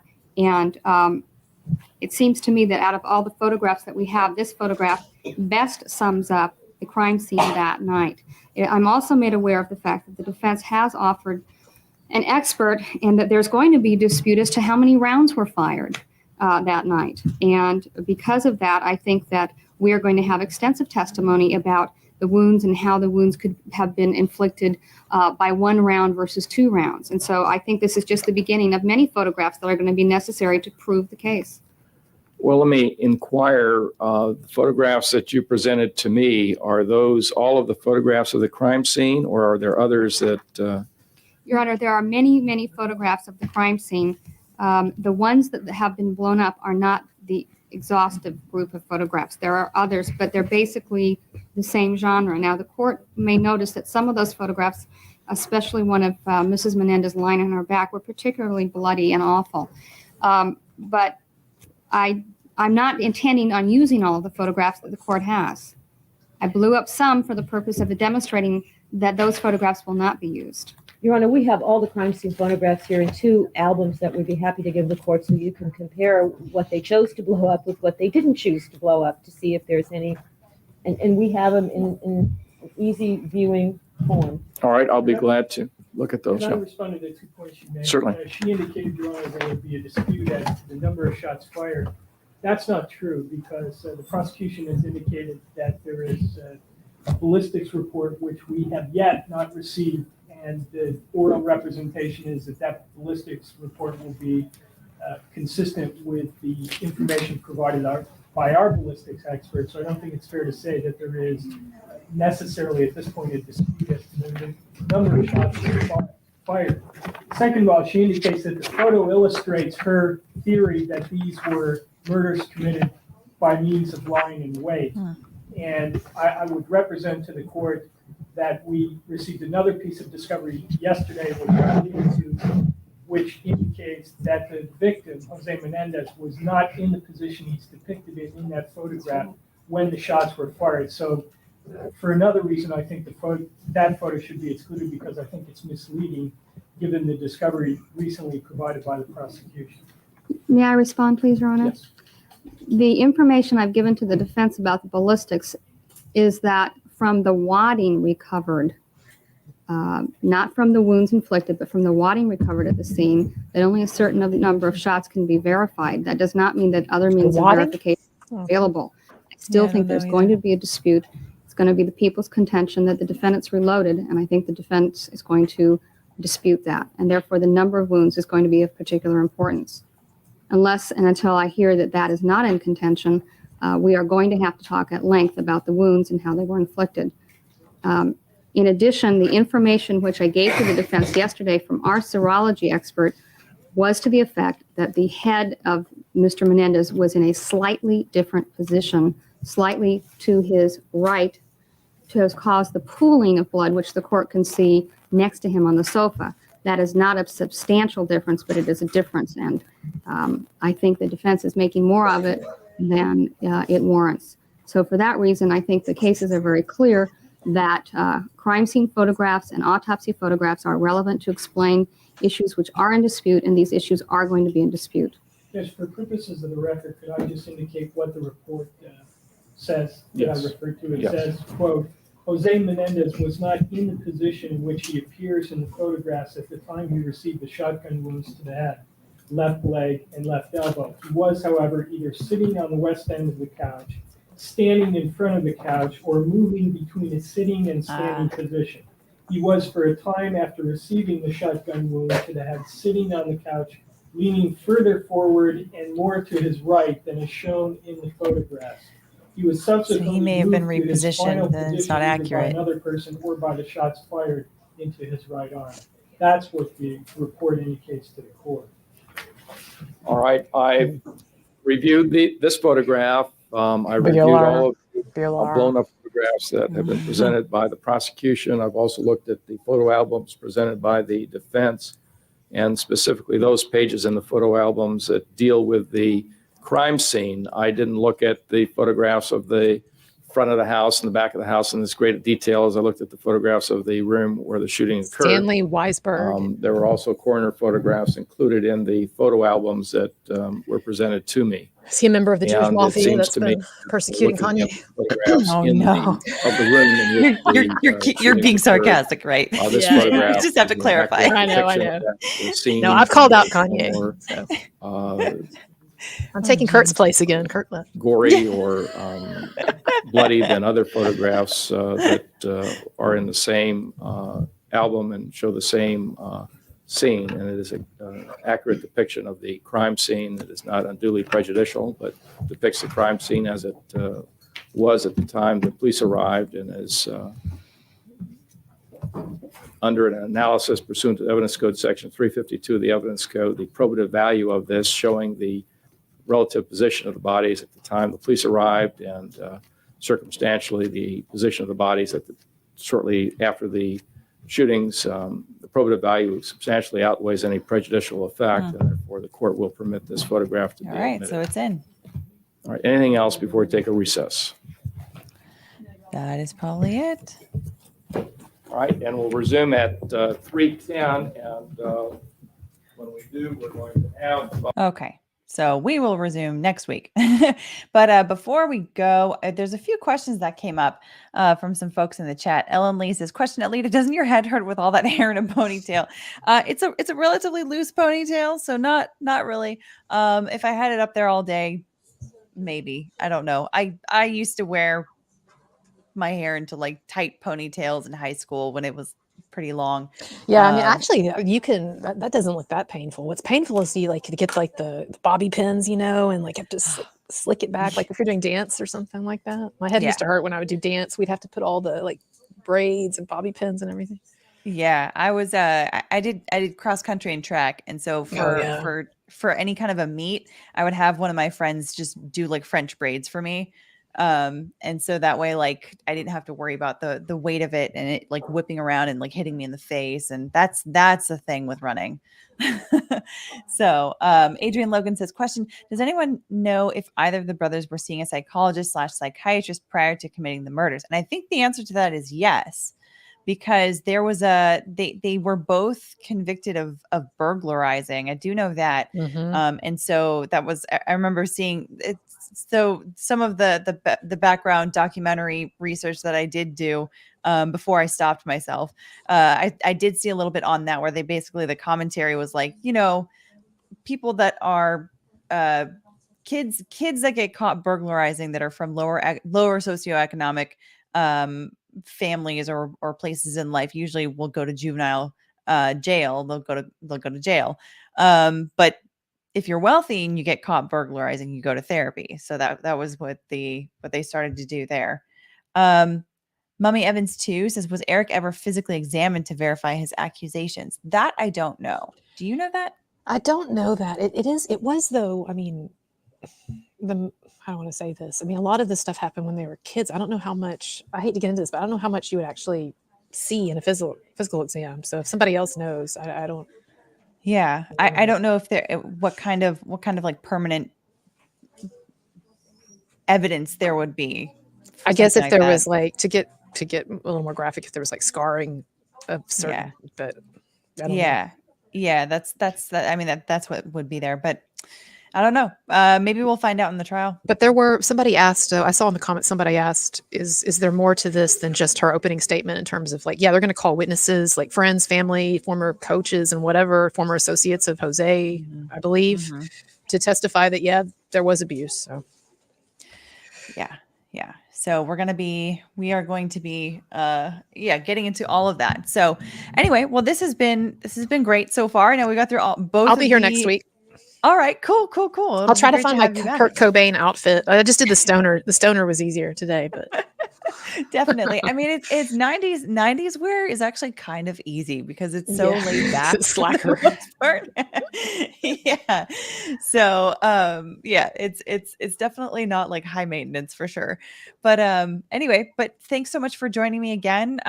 Thanks, of course, to Viva and to Kurt also for coming in earlier and hanging out as well while we're going through the opening statements and then testimony of this trial. It's been so fascinating already.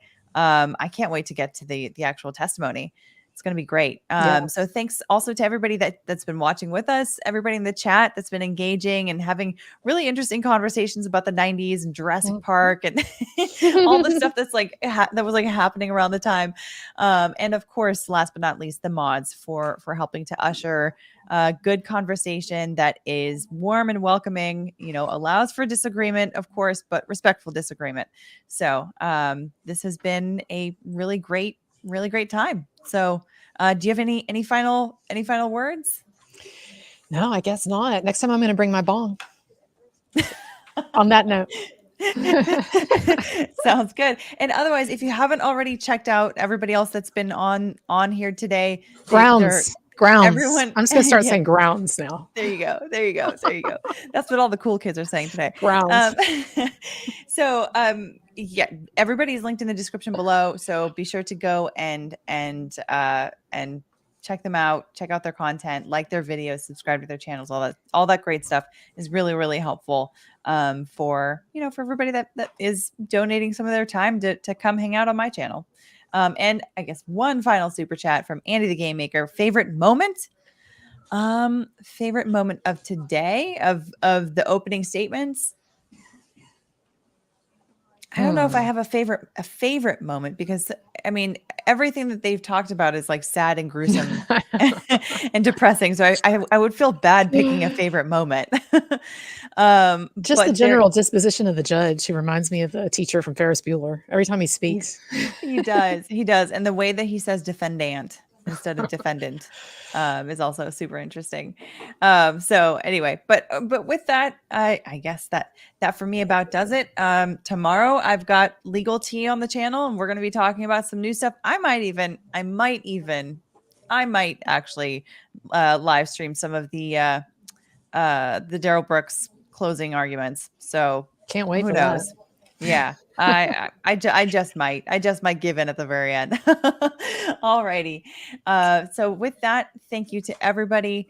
And thank you, of course, to my guests, like I said before, and I'll see you guys